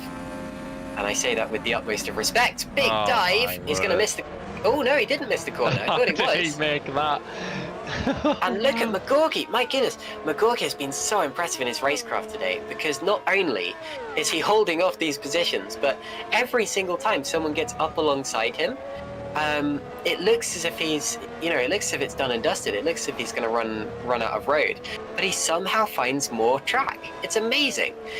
Sometimes he's got two wheels on the grass, and he continues to fight. And honestly, I've been really impressed by the defensive driving from Owen McGorky in this race so far. Luke Maguire, though, is clearly getting a bit hot-headed right now. And like I said, I do mean that with respect, because he is a very good driver. But you can see by his fidgeting behind the wheel and the fact that he keeps making the same mistakes that he is not happy and not doing particularly well. But anyway, still points on offer. He just needs to keep it cool. Yeah, it's already difficult when your teammate's leading the race and you're having to scrap for a point that's already in his head, and then all of this battling's just making it worse and worse. But we've all been there, and Luke's a good racer. He's a fantastic racer. Now he's cleared McGorgy. Maybe he can get his head down and just concentrate on going forward. Let's keep an eye on him, see what he can do. I have no idea what all the scrapping's going to have done to any of these guys' strategy. They've probably just killed all of each other's tyres by doing all this, but yeah, let's see. There's still plenty of time left in the race. Anything could happen. If this is a lunge, it was a flipping big lunge, and he got it stopped very well into that hairpin. Yeah, again. Here's one I prepared earlier. Around the outside. McGorgy keeps it alongside him and actually doesn't. Drops back on that occasion. And then weaves all over the place, and McGorky's not quite able to get alongside him again. So that was a previous move, but obviously they've swapped back again, because now we have McGorgy. Sorry, I've completely lost him on the timing screen. I don't know who's that's where. why. McGorgy's just pitted. Yeah, that would make a lot of sense. Anyway, here's Jake Dennehan once again. Fastest lap of the race last time through. Actually, we're getting pretty fast now, into the low 114, so the track is pretty much dry. Still a couple of damp spots. There's Shepherd, who appears to be recovering from something. He's not a lap down. Recovering from a quick spin, maybe. Here's Ruben Machete. Sandwiched between Masculi and Dennehan. Across the line they go once again. And Dennehan, it looked as if he was going to go for a move there, but he's kind of been a bit held up. And it's another fastest lap for Jake Dennehan, who didn't pit that long ago and is using his fresh tyres to their utmost ability. Just happy Lino in the pits. Here's a replay. And this will be of Chris Shepherd's spin. Goes into the corner. And loops it on acceleration, maybe. Yep, there we go. Just like Oscar Piastri did in qualifying this year. And very good avoidance from whoever that was. Who was that, actually? Jake Dennehan now all around the outside. And straight past Ruben Machete. Very good move. Jake Dennehan has been one of the most exciting drivers of the race so far. This is far better than when he dominates by 30 seconds. And through he goes. His next target is Eros Masculi, who is right in front of him, and he'll already have the DRS from that HRT car. Here they go onto the straight, DRS wide open. Adonis car, sorry, I always get them confused with HRTs because they're, both orange, but there you go. Into the chicane, over the curbs. Stepkowski and Brawl just swap places, I think. That's over 8th position. And there is Dennehan. Oh, he's lost it. He's going off. Jake Dennehan runs wide. He'll have to give that up. Goodness me, it was a good save nonetheless. But yes, he does give up the place. Eros Masculi back up into P4. And my goodness me, did that look like he was going to spear into the side of Eros Masculi's car. Let's see what he does. Oh, just that little jolt to the left-hand side there just unsettled the car. What a save, though! Wow. My goodness. And good camera work from Szymon Frelik there. Thank you for the slow motion replay. Yes, that was a perfect great time to deliver it to us. That was really good. But yeah, that was spicy to say the least. He did a good job to hold on to that, and that could have been race over. Not just for himself, but could have taken Masculi with him as well. But he should have the DRS this time round on the superior tyre now. It should be an easy move for him, and now he can get his head down and chase after Thomas Wack. And there's the overspeed. No doubt he was using some push to pass if he had any left there as well. So through goes Jake Dennehan into P4. Unfortunately, Chris Shepherd is now the 5th retirement of this race, so we now have 20 cars remaining, and 2 of them are in the pits. Matthias Moos and Daniel Stepkowski in the pit lane as we speak. So that will put Grankvist and Lalu up into the top 10 for the time being. Not even halfway through this race yet, but it's been a pretty exciting one. However, up front, Tom Stevens still extending his gap. Now 8 seconds is the lead there. Thomas Schwark seems to be getting a little closer to Adam Maguire actually. His last lap was quite a lot quicker, so I'll keep my eye on that one as well. Denahan, 4th place, Masculi coming with him. And I think if there is a position that's most likely to change in the next few laps, I think that Stepkowski, who's just come out the pits, is going to have quite a scrap here with Pushke and maybe Maguire if they can catch him. Yeah, I mean, like you say with Vak, he's definitely catching Maguire. Don't forget Maguire's nursing a bit of damage though from hitting the wall of champions. And he's in the pits. Maguire, yeah, that, to be honest, that's kind of what he needed to do. Vak as well is going to get caught by Denahan, which in my opinion is a good thing for him if he can. No, never mind, he's in the pits. So there goes that one. I was going to say it would have been a good thing for him to get some DRS from Denahan, but never mind. And Machete also in, so it's a double stop for Nocturne. A lot more pit stops in this race than I was expecting, I'm not going to lie. This track is not one that I would have imagined to have particularly high tyre wear, but I guess it's the rear tyres here because of all the acceleration zones. Am I right? Yeah, and I expected a lot of stops. I mean, I'm a lot closer to a team since I own a team. You know, I know how many we're expecting 3-4 stops this race. You know, on a standard dry race, let alone with some people having to pit from inters as well. So the hard tyres only really held on for what, 20 laps there, something like that, a little bit longer. Not very long for a hard tyre. You know, the softs only did about 14, 15, so not great tyre wear around here, but makes for an interesting strategy. And Grankvist is going to get 48, straight past him in a straight line, easy peasy lemon squeezy with the DRS, and he gets back onto the line in time for the chicane. So Grankvist now up to P5 on his quest to keep his podium streak going. Wouldn't that be quite something? Little way off that target for the time being, but he's going to get close to it. Pascal Pollant in the pits as well. That's a lot of P's in that sentence. And we're pretty much at the halfway point in the race now. We just need Stevens to cross the start-finish line to confirm it. He's now 15 seconds in the lead due to Adam Maguire stopping there. Denahan was a little way back due to differing strategies and things like that. Don't let that fool you though. I genuinely still think Denahan has a chance of winning this race. I think that with the way it went earlier on in the race, with Denahan being ahead after they both made their first pit stops, I think it is going to even out a bit more towards the end of the race. It's just that Denahan will likely have to make one more pit stop than Tom Stevens, and Stevens is in, so Denahan will very shortly lead the race once again. Let's see what Grankvist can do on Ruel again here. Got massive overspeed.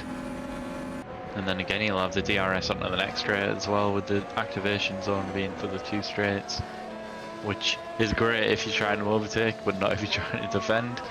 See where Stevens comes out here. It's a very short pit lane here at the Circuit Shield Villeneuve, because you cut out the whole of the final chicane and then the whole of the first and second corner as well. So you pretty much cut a good chunk of the lap here, and even though it is still slower than doing a regular lap, it's probably one of the shortest pit lanes you'll ever find on a Grand Prix calendar. As a result, despite only being 15 seconds ahead of Denahan, he's come out just 1.5 seconds behind him at this point in time. And he will be catching, and once again he will probably have to pass Jake Denahan on the track. Sorry if I interrupted anything there, Ryan, but I was just amazed by how close they were when Stevens came out of the pits, and I think we got another little battle brewing. That's just what I was going to talk about, to be honest. Not great for Denahan, because you know Stevens is going to be with him in a lap probably, with the offset and fresh versus old tyres. Let's see what Matthias Moos can do. Probably the wise thing there, staying behind. So he'll have the DRS now, give himself a good run onto the straight. should be able to get a move done on Machete. As we see Masculi and Stefan Rohr in the pits now. And there's the move you were just talking about. So Matthias Moos ahead of Mark Schluter. There's the bright orange Adonis engineering car that isn't an HRT car indeed. Out of the pits he goes. Stevens very nearly within DRS range of Jake Dennehan now. He will presumably be faster at this point in the race. Fastest driver of anyone on that last lap was Matthias Moos due to that slipstream and that overtake. But I think Tom Stevens is really going to be flying now. I'll tell you what, it seems like the gap with Vac and Maguire hasn't really changed very much. You know, Vac seems so much faster in that last stint, but now they put the new tyres on, it seems like Maguire might have even stretched the gap just a bit. Down the straight they go. Tom Stevens within DRS range now of Jake Dennehan. Surely it's just a matter of time before he gets close enough to make that move, and he will be back through to the lead of this race. I do still genuinely think, as Maguire now and Fournier goes into the pits. That was a bit close there. Little bit of a miscommunication, I think, as Fournier realised all of a sudden that he should be in the pits, but there was a car closing off his line. But yeah, like I was saying, as Tom Stevens sets the first lap of the race, I think that Dennehan could still win this. It just really depends on how the strategies go, and I think that Stevens getting past him would really be important for Tom's race. Into the pits comes Jeffrey Fournier, down to P14 now. There is Tom Stevens once again in one of the 3 DRS zones on this track, albeit only one of them is really an overtaking opportunity, but you can open the DRS 3 times over the course of a lap. Into the braking zone for the hairpin once again. You don't really want to make a move into there because you've got 2 DRS zones coming up now that you would like to be behind for going into. Down the straight we go. Looks like Moose has got past Lalo as well, but this is the fight that we really want to see. It's the battle for the lead of the race. Stevens takes a look, but he's a little too far back this time around. What about the second DRS zone here, heading down into turn 1? This is a little bit less of an opportunity, but considering how close he is, he might still be able to go for it. Not quite. So this time around, he stays behind Jake Dennehan's car, and that's important because every lap that Dennehan stays ahead is a chunk of time taken out of Tom Stevens' race.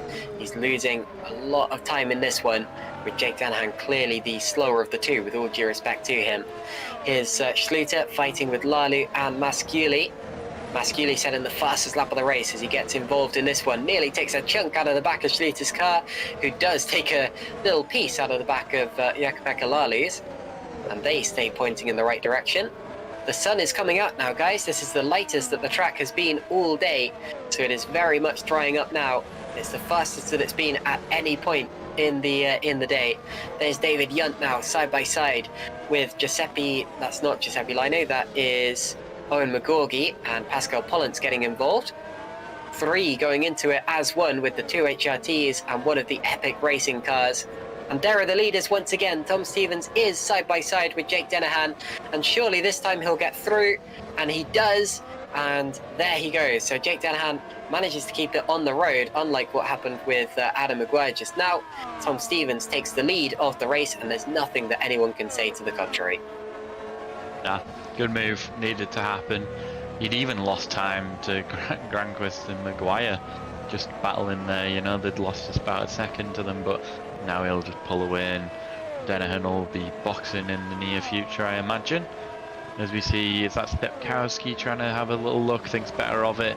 It's often better just let these 2 guys ahead scrap and find a nice spot. Just waiting patiently for the move to become apparent, or for these 2 guys to make a mistake and he can slip up the inside. Yes, indeed. Here we go again, down towards one of the 3 DRS zones on this lap. Not a particularly good one, but there you go. Denis Stepkowski on the back of Mark Schluter and Jakub Lalu. Now over halfway through this race, and Schluter is alongside Lalu. He might actually make this little DRS zone work, but no, not this time. You kind of have to have your nose ahead down into that little corner there, because it's not really an overtaking opportunity. Same goes for this hairpin, although Looks as if Lale's left the door open, so through goes Schluter for the time being.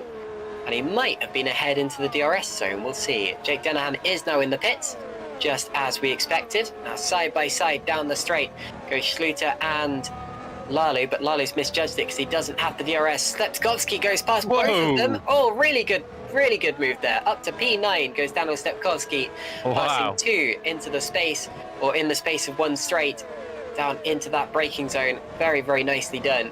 Dennehan's come up P6 there, so ahead of Matthias Moos and ahead of this chain of cars. And his next target will be Ruben Machedi. He's already in the DRS zone of Machedi there.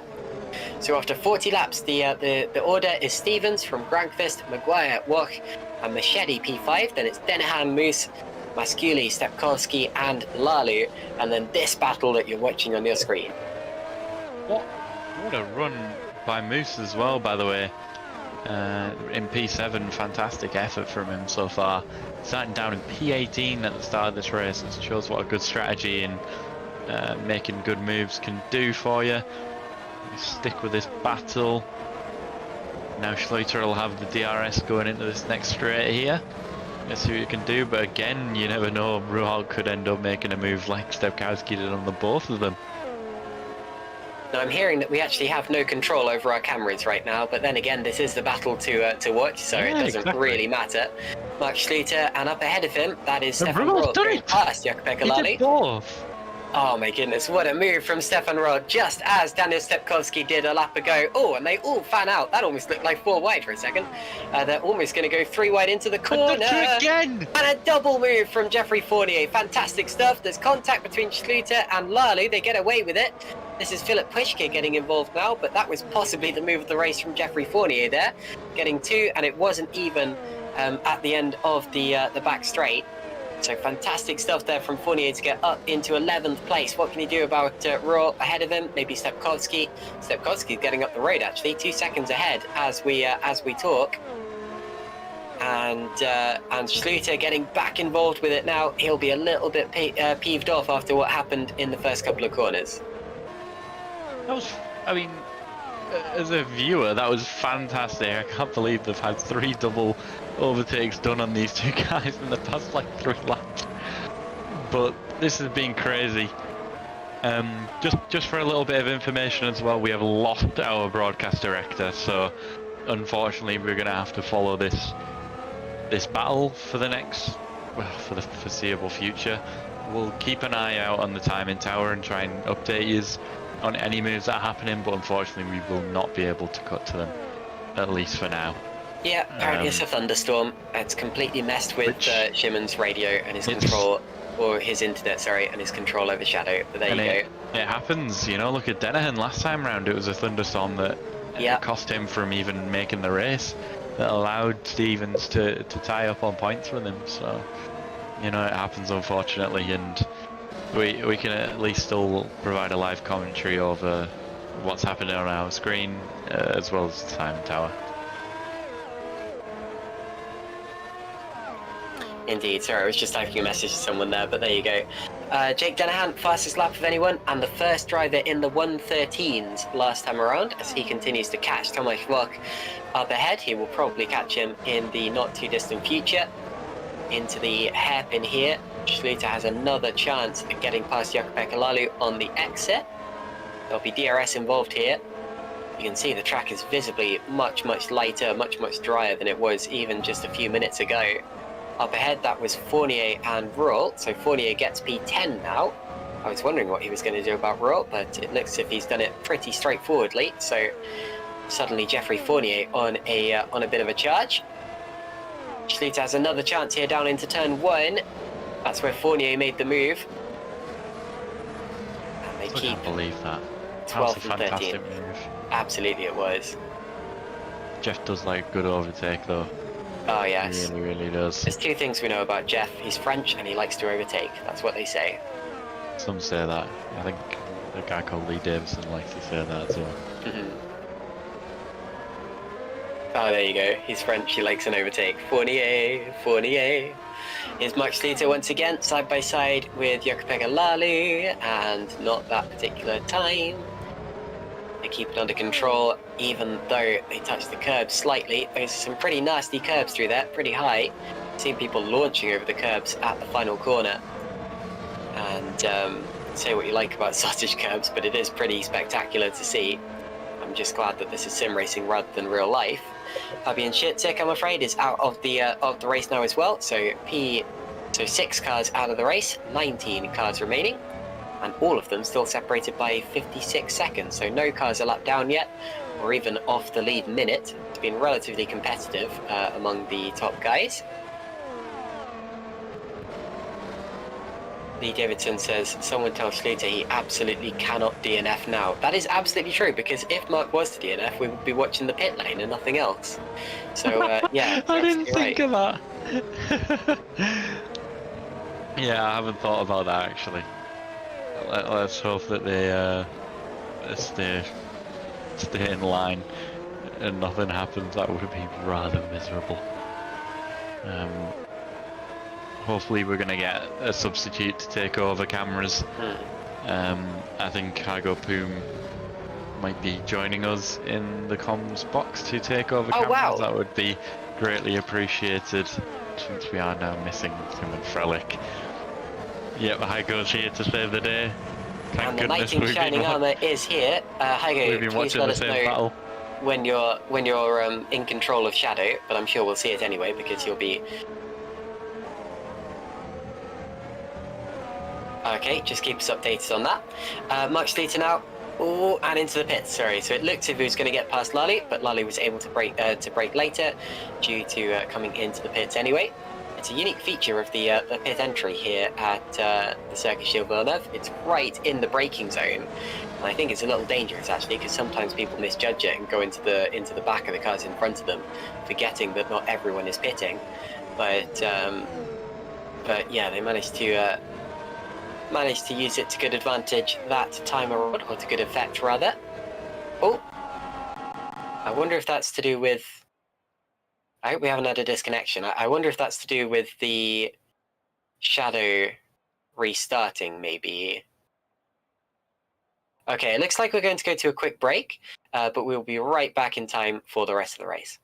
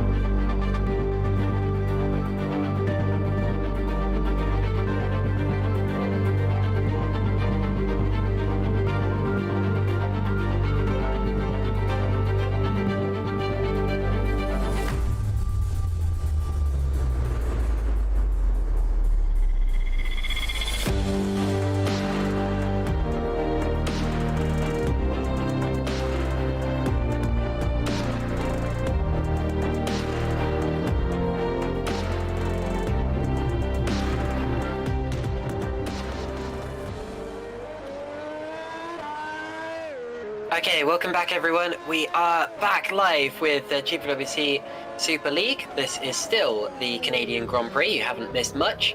As you can see, Yeetus My Meetus is full of rubbish. Tom Stevens is still leading the race by 11 seconds, 11 and a half seconds. Sorry, to anyone watching this back without the YouTube chat, that will make absolutely no sense. But we were told that Tom Stevens had retired from the lead. And I have to admit, even though I kind of know that Yeetus My Meetus is a bit of a joker, I was a little bit, I rushed the race for you, I'm not going to lie. So you got me, well done. Thanks as well to Josh Downard for keeping us updated with actual updates. Masculi has apparently had an issue and is dropping places, and it looks as if he's out, so I'm afraid we've lost Eris Masculi, and we've also lost Owen McGorgy, so one of the drivers who was the stars of the early part of the race is unfortunately out. Stepkowski and Pushke has pitted, and Luke Maguire's just passed Owen McGorgy. Yeah, that's because he's out of the race. Very good. Thank you very much for keeping us up to date, Josh. And I really do. Oh yeah, Josh for red button coverage, says Tom Parker. I like it. There's Stepkowski alongside Giuseppe Lino. Lino's still running well in this race, although being demoted a position. As we're on lap 50 now, so 20 laps to go in this Grand Prix. And it looks as if Stevens still has the advantage. Denhan is slowly chipping away at the lead in the net order. It should come back together a bit closer towards the end. And I can tell you for certainty that that stops number is not correct. That's just because of the way that Shadows restarted itself, but there you go. Luke Maguire now in the pits from 16th as well. Doesn't look as if he's on for points unless something dramatic changes in this race in due time. Although, to be honest, if you keep going, the attrition rate's been quite high today, so there's genuinely a chance. And of course, points here go down to P15 rather than P10, like in a lot of real-world motorsports. Jake Dennehan has now brought the lead gap back down to less than 10 seconds, or at least he briefly did, and will probably have it down to under 10 seconds by the end of this lap. He is actually gaining time quite quickly, so even though it looks like a big gap, it's definitely one that I'm still going to keep my eyes on, because you never know. Sorry, hiccups. You never know with Jake Dennehan. Those are Matthias Moose and Adam Maguire in the pits, just exiting now from 8th and 9th positions, or at least they are briefly, but they will be dropping a little further down the order when Daniel Stepkowski comes through. He actually might not come through there, so they've got out just in front of Daniel Stepkowski's car. And there is Pushke fighting with Schluter to double his points tally. Just before we got to that little pit stop phase, which is still going to go on as well, but one thing I noticed was that Maguire had brought the gap down quite a bit to Dennehan, and Vac had also brought the gap down from about 5 seconds to about 1.5 seconds to the back of Maguire, which is very similar to what we'd seen in the stint previous, where towards the end of that stint, Vac had the superior pace against Maguire, who's fighting a bit of a broken car as well at the moment, so clearly struggling in those latter laps. But looks like Vac's extended. Same with Stevens Vac's only extended by a lap actually. Him and Rib Machete have gone into the pits at the same time. Let's see where these guys come out. They're probably going to lose a bit of time to the back of Maguire this time round, but we'll have one lap fresher tyres. Just looking now, Matthias Muss and Stepkowski come out in similar sort of spots as they were before as well. Stepkowski getting a little bit of time on that undercut, but not enough to get that move done. Very good. Here's Stefan Roth running in 5th position as we speak. My cat is currently being very unhelpful by standing right in front of my monitor, but there you go. Good girl. Sorry, she's just moving off to the side now, so we can continue where we left off. There is a big twitch actually from Jeffrey Fournier, but he's kept it under control. Every single driver is now on hard tyres, as you can tell, so long gone are the laps where we had some drivers on softs, some on mediums, some on hards, and some on inters, like at the start of this race. It's all kind of got a little bit more predictable at this point in the race. To be honest, I've lost count of how many stops the leaders have actually done. I think Dennehan's done 3 and Stevens has done 2? There's been a lot of them in this race, hasn't there? Yeah, there has. It might even be 3 and 4. Or this might be the 4th, maybe. Talking of the fourth, Fournier is in the pits now from fourth position and dropping down the order. So Stefan Rohr now up into P4, but he will be due to stop not too far in the future as well. Look at this gap here with Vac and Maguire. He's in that DRS range. He is indeed. Both past Machete there. Yeah, before we went off, it was about 4 or 5 second gap. So he's really clawed that back in those laps when the stream was down. Gal Pollant's in the pits too. Here's Tom Stevens. And the gap between the leaders really is coming down. I'll keep you updated. And there is the pit stop. So Tom Stevens comes in. Now, sure, it's a bit... can Denahan run to the end? I'm going to look at his times here. He didn't pit that long ago, did he? So Denahan goes through, he leads the race, Stevens exits the pits, and this is where it all starts to come back together again, because even though Jake Denahan was clawing back the time and he's now ahead, Tom Stevens will be on the fresher tyres, but now he's got 10 seconds to gain, so surely Denahan's got to pit again, right? Actually, not quite. No. I can't quite remember really what lap actually. he pitted on last time round. No, and I can't see it on race view for some reason. It's hasn't updated with all of his laps. Promise we do pay attention. It's just because we didn't have the stream either. Yeah, and it's a chaotic race too. Yeah, it's been. Looks as if Denahan. I'm going to try to find when Denahan last stopped. It's about lap 40, wasn't it? Yeah. He's got to pit, if that's the case. Okay. No way that the most we've seen the hard tyres do so far is about 25 laps. And that was Just Down has just given us another update. Apparently there was an incident between Luke and Owen, so Luke Maguire and Owen McGorgy. They were running roughly in the same place on the track.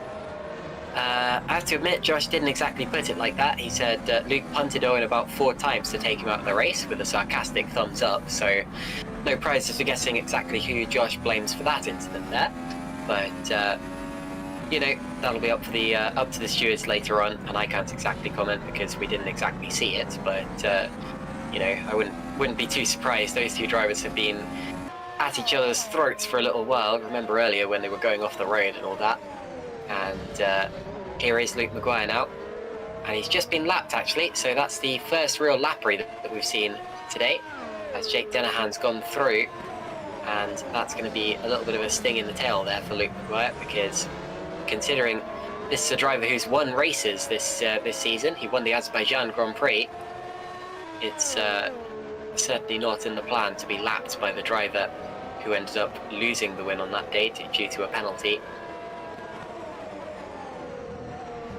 Not great, and if anything, the only thing that Luke can do now really is if he apply some pressure, or if he even gets a spurt of pace, try and pass him back, lose some time, help Stevens catch up, even though I don't think that's really going to be a problem at the rate. You know, Stevens is pumping in fastest laps now, down at 5 seconds a gap. It's just flying down, and we've still got 14 laps to go. But interestingly, Vac struggling to just get that last little bit to close and pass on Maguire. Obviously, you need a good chunk of time to be able to get the overspeed. The DRS isn't helping too much at the moment. Struggling to get that run out, that hairpin clearly down the straight. But see what Pushka can do here. Probably going to think better of it into turn 1. Smart thing to do. He's had a little bit of a tricky day today as Philip. Obviously qualified really well in the wet conditions, has dropped back just a little bit throughout the race, but still on for a good points finish for the Sachs team, which is great, especially since I've had 1 DNF as well, so every point helps. Yeah, absolutely, but after qualifying, I think he'll be disappointed. You were talking about him potentially winning this race, just as he did in 2016, and I was talking about how it was looking set to be his second top 10 finish of the season. Denahan is now in, so now as through on the inside goes Tomasz Włoch. Look at that, so Włoch slipstreams past Adam Maguire and gets through into P5, Now, where does Denahan come out? Grankvist has gone through, but Grankvist is surely due another pit stop as well. Denahan comes out 14 seconds back. I think 13 seconds back. I think that unless something really dramatic happens now, Tom Stevens will just about have the advantage, although Denahan will be pushing and pushing. And to be honest, I wouldn't be surprised if he gets it within 5 seconds at the end of the race, because we've got 13 laps left, and Denahan will be on the faster tyres at this point in time, and he'll be absolutely gunning for it. But at this stage, I think it might just be too little too late. We've seen crazier things happen. But we have indeed. I mean, do you remember Australia where was it Adam Maguire ended up being given a drive-through penalty? And we were talking about how the race was over. Denahan and Luke Maguire were going to run away with it, and Adam came through and swiped it away in the last stage of the race. Absolutely amazing Grand Prix. We've had some others like that in the not too distant past as well. So crazy things can absolutely happen, but will they? Let's see. Provisionally looks like Vac's going to have a podium spot here if Granquist and Brualt's gone to the pit, so he's definitely going to jump into P4 there, which is good. Still a good 5 or so seconds off the back of Denahan though, and obviously Denahan on the fresher tyres, so looks like that's going to be a battle for P3 there with Maguire and possibly Granquist, depends if he decides to box or not. Again, not too sure on when Granquist pitted with dropping out the stream and stuff. Thank you to people who messaged us as well, letting us know when Denahan pitted. Obviously it worked out in the end, but still appreciate all your messages, it really helps us. Helps us there. There's a Machete's had an 8-minute pit stop. I'm not sure what's going on there at the moment. No. I can see the chat laughing about it, saying vote him driver of the day for having still putting P6 even though he's had an 8-minute stop. Yeah, just get a little refresh of the timing tower there. That looks bit more like it. Very good. Yeah, there we go. Sometimes that happens when it doesn't really register that you've left the pits or completed a lap or something like that, but you can guarantee that he didn't exactly take an 8-minute pit stop or anything along those lines. Down the straight they go once again. Matthias Moose catching Machete and Maguire. I mean, you can see Machete with your own eyes there, so he is indeed on the track. And across the line they go once again. More quick laps from these guys being set. Adam Maguire sets his personal best lap of the race, as does Jake Denahan a few seconds up the road. And they're all in the 1:14s, and some of them are in the 1:13s at this point in time. So the track's quick, much quicker than it was at the start. At the start they were doing, 120, 120s, 121s, and with the drier track, they're able to grip better and get much better traction out of the corners. Look on the timing screen at this big old chain of cars. You've got Walk, followed by Maguire, Machete, and Moose. It goes all the way back there, and then there's more chains further back, like Lalu, Schluter, and Fishke. Into the hairpin, set it up well. If you set it up, you get an opportunity down into the chicane. Little way back, although he will get the overspeed, and at this point I'm sure that they'll all be looking at how much push to pass they have left, if any. Another fastest lap there from Denahan, as well as we see is that Maguire pulling out a little bit wide there. I'm not sure why, considering it was a teammate that he could have helped slipstream there. But what needs to happen right here for the sake of Maguire and for Vac is Moose make a move on Machete and split this little train up. I think Vac's doing a great job to hang on to this and not so far not have a threat from any of the guys behind, considering he hasn't got any DRS and all the guys behind him will have, so that's not bad. Denahan, he is catching. He's definitely catching on Granquist, but it's not fast enough. There was 7/10 of a second between himself and Stevens on the last lap, and if that continues, I mean, it'll be close, but it won't go the way of Jake Denahan. And with Granquist between them as well, he might have to clear him on the road, providing Granquist doesn't dive into the pits this time around, which he does not do. So yeah, I think Granquist is really trying it now, trying to go to the end. Here is Schluter on Lalu with Pushke right behind. Out of the chicane they go 9 seconds now separates the leaders, Stevens and Grankvist, although Grankvist is about 8/10 slower than Stevens and about 1.5 seconds slower than Denahan on that last lap. Really, really dropping. Denahan is right in his tail immediately, and I don't imagine it's going to be particularly hard to get through. So both the Super Venturis under attack at this point in time. They know what it's like as a pair. And there is Jake Denahan. One of the first times we've seen someone not clonk in that curb going through the chicane, but don't let it fool you, he is pushing into the hairpin once again, and surely he will blast past Jan Grankvist in a straight line. This is going to be possibly the easiest overtake of the race so far, with Grankvist much slower at this point in time. Of course, Denahan has a very fast, very slippy car through the air. So Jake goes through to P2 now, and that would have probably helped him more than hindered him. And now he has his sights set on Tom Stevens, but it's all going to come down to whether Stevens makes a mistake or not. Fastest lap of the race from Denahan, first in the 1:12. So I tell you what, if he keeps this up, we could have a lap record today. He'd need to gain maybe 0.6 of a second over a lap, but he's still he's taking chunks out of his best lap every time he does it, so who knows. Across the line goes, so Wok is ahead of Machete and Maguire as well, not by much. There's been a switch there as well. I think, yeah, was it? Past Maguire, Machete ahead of Maguire, so they've swapped places within the Nocturne camp. Yeah, I'm interested to see if Wak can take any time out of Grankvist. I don't think, it doesn't look like it at this rate at the moment, unless Grankvist hits a bit of a cliff, but strategy's flipping worked for Jan this week. That's a very good effort from the Super Venturi driver so far. Into the braking zone once again. Out of the braking zone they go, out of the hairpin. Ruben Machete is up to P5, so maybe Maguire's just like, right, you have a go at Tomasz. We'll see what we can do about him. Or maybe it was a legitimate overtake. DRS wide open on the back of Maguire's car. Taking a lot of curb on both sides, as you do through that. Sometimes that is the quickest way through, although it's a little bit risky, because if you take too much curb, the car bottoms out and then it flies. They are catching work, aren't they?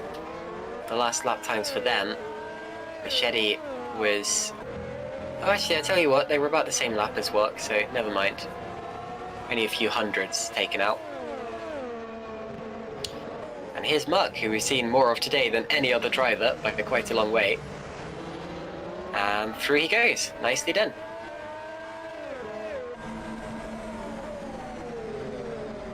Yeah, the rate things are going as well. Grankvist's going to jump up to P3 in the championship with Lalu and Luke Maguire behind, so that'll be good for him on his first full season in Super League.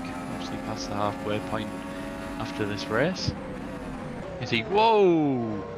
Little bit of a sketchy move there from Filip Puška. Tried it on the inside, got a little bit loose. That was scary, I'm sure, for him and for Lalu there. Obviously, thankfully, both came out alright, and Puška just slotted in behind, so nothing lost there, which is good for now, as we've seen. That's Matthias Moose has got past Adam Maguire there. Moose is absolutely flying on his Super League return. Obviously missed out last time due to a game disconnection as they went to the formation lap. Really deserves a good result after the year he's had.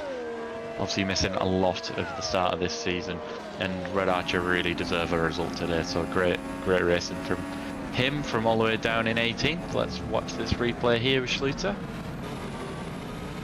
Up the inside he goes, and nicely done, gets the acceleration.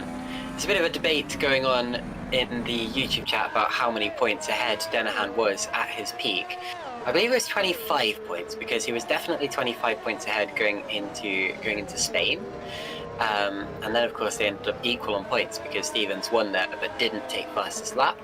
And looking at the championship standings, I don't see another round where he would have really gained points. Sorry, let me repeat that. I don't see another round where anyone would have gained points over him. So I believe that 25 would have been the maximum points he could have been ahead.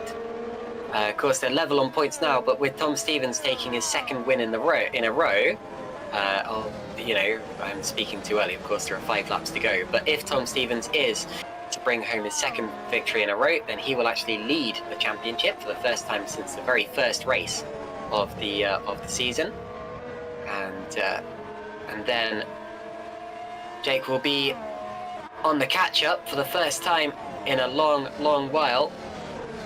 The next race, of course, will be at the British Grand Prix in just a couple of weeks' time. One of the most exciting Grand Prix every single year. And I'm not just saying that because I am indeed British. There's Pushke taking a look at Lally. I'm going to take a sneaky look at the British Grand Prix historic results as well. See if I can spot who's been stronger in the past. But don't waste that. That's our conversation for 2 weeks' time. Okay, I'll take a sneak peek, but then I'll use it for next time. But yeah. Yeah, I mean that's got the most history probably across all the series. I'll be interested to see who's won around there in the past. We had a few British winners around here as well, interestingly, over the years. But see Matthias Moose now. Pressing on Machete, getting really close, he's looming on him. And Machete now be checking his mirrors left, right and centre, just hoping that he can fend him off for another 4 laps. On the start-finish straight, towards turns 1 and 2 once again. We're into the final 5 laps of the race. If you're wondering about the progress of Jake Dennehan, he is still taking 7 or 8 tenths out of Tom Stevens every lap, but it's not enough. It's not enough if Tom Stevens can keep up this pace and make sure that he doesn't have any kind of incidents. You can actually see him just up the road. When he goes onto the straight like that, he can just about see Tom Stevens in the distance. And that will be absolutely tantalising. But Will is not always away. And Jake was severely hampered by the fact that he started on intermediate tyres, whereas a lot of the other drivers started on the slicks, which ended up being the better decision.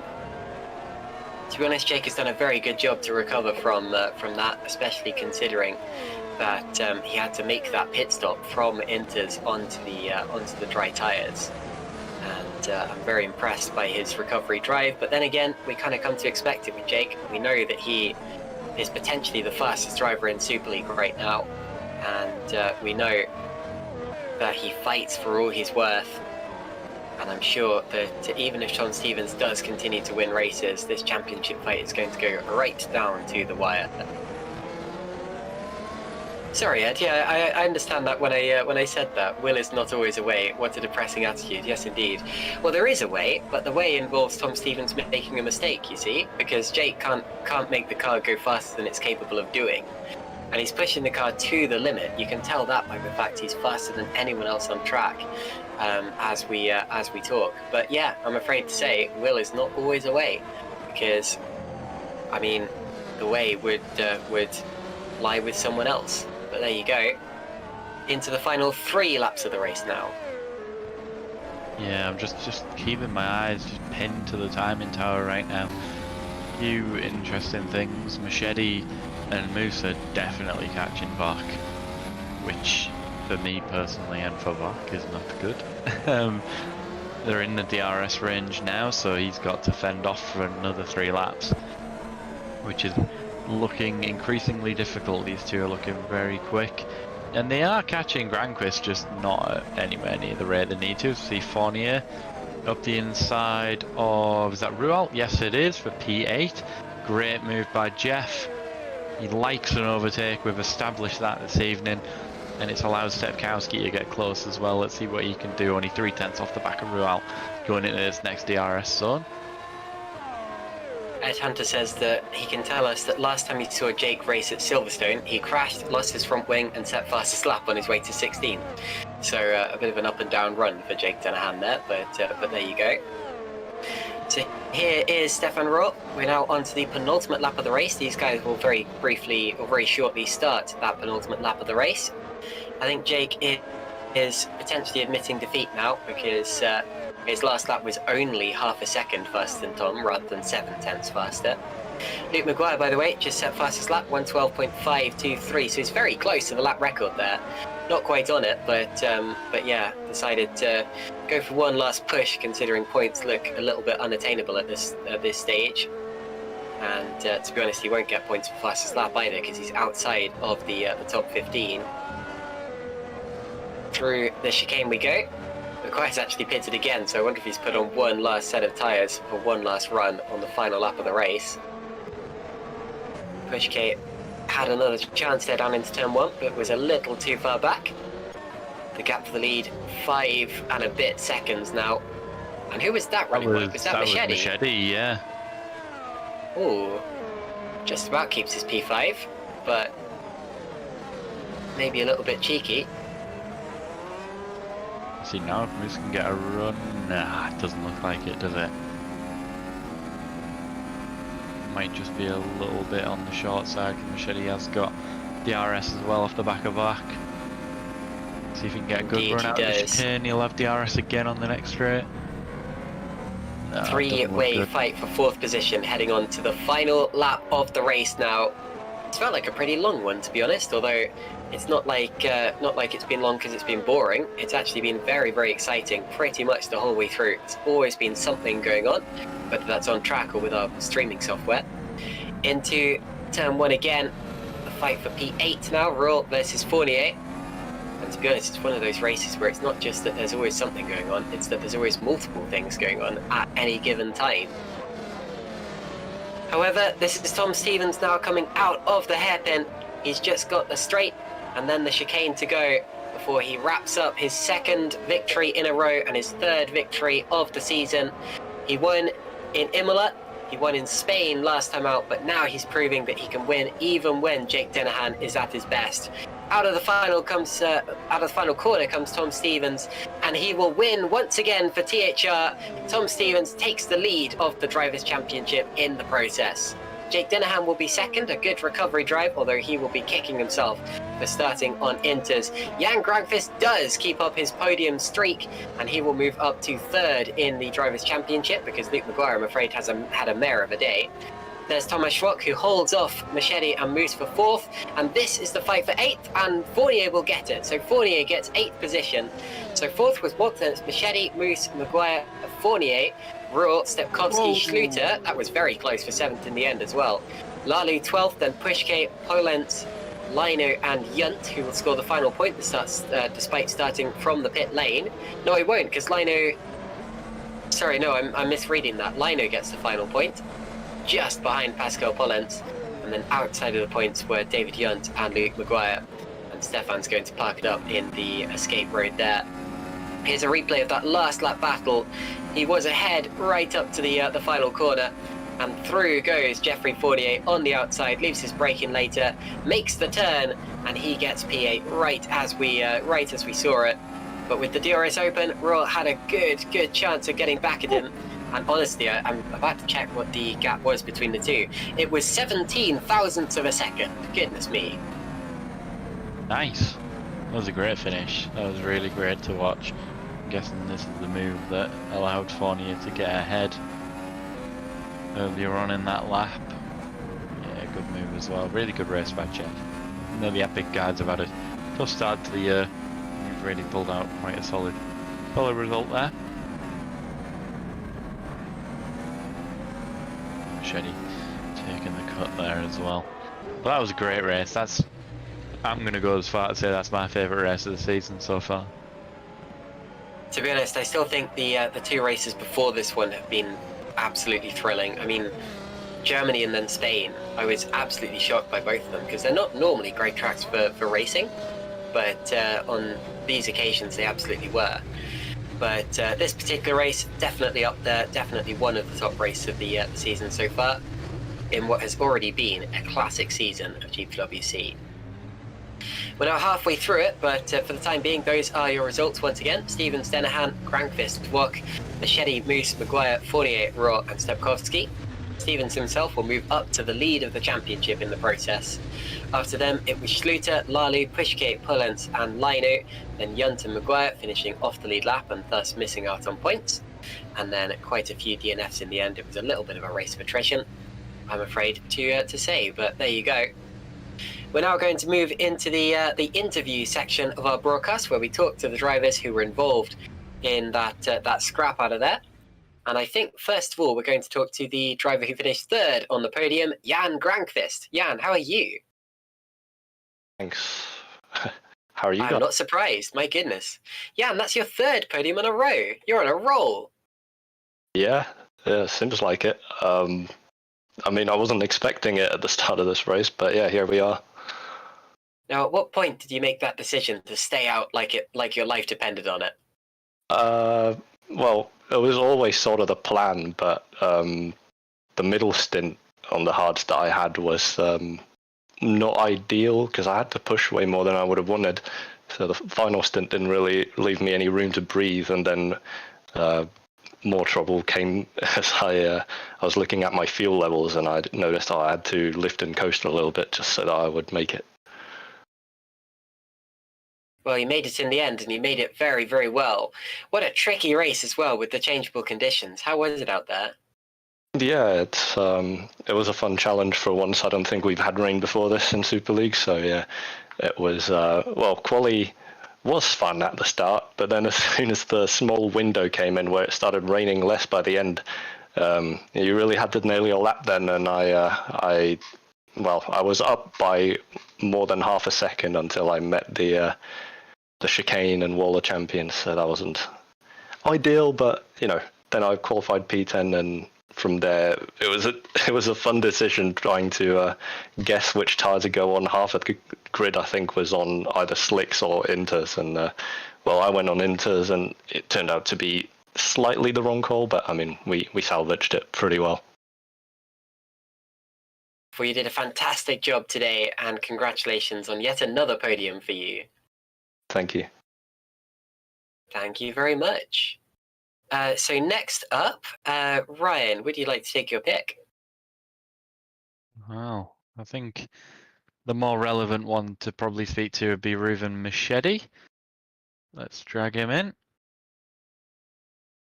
Hope that he's ready for this. Reuven, welcome to the interview box. Great race today. Yeah, hello. Just want to hear your thoughts on it. What did you think? Strategy, really tough one today, but managed to pull off a solid result. Yeah, after Spain, I'm really happy with that because I struggled very much on the tire wear. But yeah, Toby gave us a brave call in the end of the warm-up. We should go for the dry tires for the start, and it paid off. I'm glad you've said that. That was going to be one of my questions, was who made the call. And yeah, also pace-wise, it was really good. I had confidence with the car, felt really good out there, and yeah, hope to continue this form because I want the target for the season is a podium, definitely. So yeah, I'm trying to catch that and push even more. Yeah, well, you're on the right track for doing it. That's for sure. I know personally when I've driven Super League in the past as well, it hasn't always been that I haven't had the pace, or like you're saying, it's not that you haven't had the pace, it's the tyre wear is really, really quite tricky in this league. It's a bit of a struggle getting used to it, especially from some of the other formulas with shorter races, but you're really getting the hang of it, and you've come in late during the season and you're making a charge, and you're getting vital points for your team as well, which is crucial going into especially into next year. Having a good result pushes you on. So thank you very much for joining us, and wish you the best of luck in the next one. Yeah, thank you. See ya. Looking at who we've got in the waiting for interview section, I think it's only fair that we bring in the race winner. I'm not sure about you. Oh, absolutely, absolutely. Tom Stevens, hello, Tom. You've won. Hello, yes. Again. Not sure if you were aware, but yes, you did indeed take the victory at the end. Congratulations, and what a race as well. Jake was really catching you at the end there, but you just seemed to have it in hand. How did you do it? Well, first off, I think this race really, really shows how important having the brains behind the scenes are. I've got to dedicate this to Toby Davis and David Carter. They did a fantastic strategy call at the start, telling us to start on the slicks. And if I'm honest, he literally predicted this before, like just as qualifying ended and the warm up had started. There's 10 minutes to go. We were just driving on the wets, and then he's there in the voice telling us, "You're going to be starting on slicks in 10 minutes' time." I really could not see it, but it happened and it worked. And yeah, so I've got to say big thank you to everyone back at THR Nocturne. Everyone drove really well today. So yeah, thank you guys. That is absolutely fantastic. You guys are a team that can continue to deliver results, despite, like I say, continuously telling me that you're going to stop continuing delivering results at some point. So I'm pretty sure that that's not the case at this point. How are you feeling about the next few rounds of this championship? It's your home Grand Prix next. Yeah, I'm going to really, I'm looking forward to the next race. I'm going to do a few laps for that. Historically, it's been a pretty decent track for me, so I'm looking forward to it. But yeah. And how about yourself versus Jake? You're leading the championship now, but only just. Well, today I saw how rapidly Jake was catching me, and I know that's partially due to him doing less laps in each stint, but his pace was definitely in front of what mine was. So yeah, I'm going to have to try and find some extra pace for the next round. And yeah, he's not easy to beat. I can tell you that. Jake is he's one of the best drivers on the grid. So not easy to beat. Yeah, no, I totally agree with that. But congratulations on yet another victory there. And that's your third of the season, which actually brings you level with Jake himself. Oh, nice. Thank you. Very good. Congrats, Tom. So, Ryan, do you reckon we have enough time for one more interview, or is that probably it?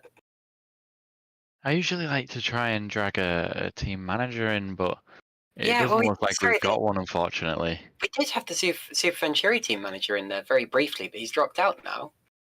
Yeah, that's a bit of a shame. The only other person in there would be Lalu, but again, maybe save it for another round. I like to try and get 3 drivers and a team manager, but we don't have a team manager to talk to today, unless you wanted to talk to me for some reason. To be honest, I think there's an argument going on in the interview room right now. Yeah. We've got McGorgy in there, we've got Josh Downard, we've got Luke Maguire. We know what happened with those guys earlier, so... Yeah. So I think I'm going to avoid dragging any of them guys in, but just going back to Tom Stevens, what a charge. What a season for him so far. I mean, I know we're only 8 races in, but... Ed Hunter says, in all seriousness, Tom has been lucky, but he made a great strategy call on the mediums at the start, and I think that is absolutely right. At the end of the day, being the fastest driver isn't everything. You've got to have the brains as well, and even on top of that, he was pretty damn fast. So there you go, a deserved win for Tom Stevens and THR. Yeah. So as the stream sort of comes to an end, I just have to say a massive thank you, Hygo Poom, stepping in out of absolutely nowhere. I just tagged the Discord, anybody who was online to jump in, and he's really saved the day there. I mean, I'm not saying that we don't like watching. Who was it that we were stuck on? I can't even remember now. It's Schleiter that we were stuck on. It was fun watching him, but it was good that Hygo stepped in and really took over the cams there since Szymon dropped off in the end. So big thank you from me to Hygo. Yeah, thank you very much, Hygo, and thank you, Ryan, for covering my butt when I was late at the start of this program. I was late as well by a couple of minutes, so we both getting a slap on the wrist. I was told, apparently the reason that everyone was on the road today is because a swan blocked the Elizabeth line. You couldn't really have a much more British reason to be late, but there you go. No, you couldn't. Sorry about that, guys, and yeah, thank you very much, Ryan, and thank you so much, Hygo. Okay, well, thank you all very much for watching today. This has been the 8th round of the championship, I believe, of GPVWC Super League in 2023. That brings us up to the halfway stage in the season, and Tom Stevens leads the championship by just a few points, just 5 points, if my maths serve me correctly. Silverstone is going to be absolutely thrilling. Don't miss it. It's in 2 weeks' time. And in the meantime, we have the usual junior category races, and you have the super lights on the Tuesday before, and all of that good stuff. So keep your eyes open for everything coming up on GPVWC. And until then, take care, guys, and we will see you around. Goodbye. Goodbye.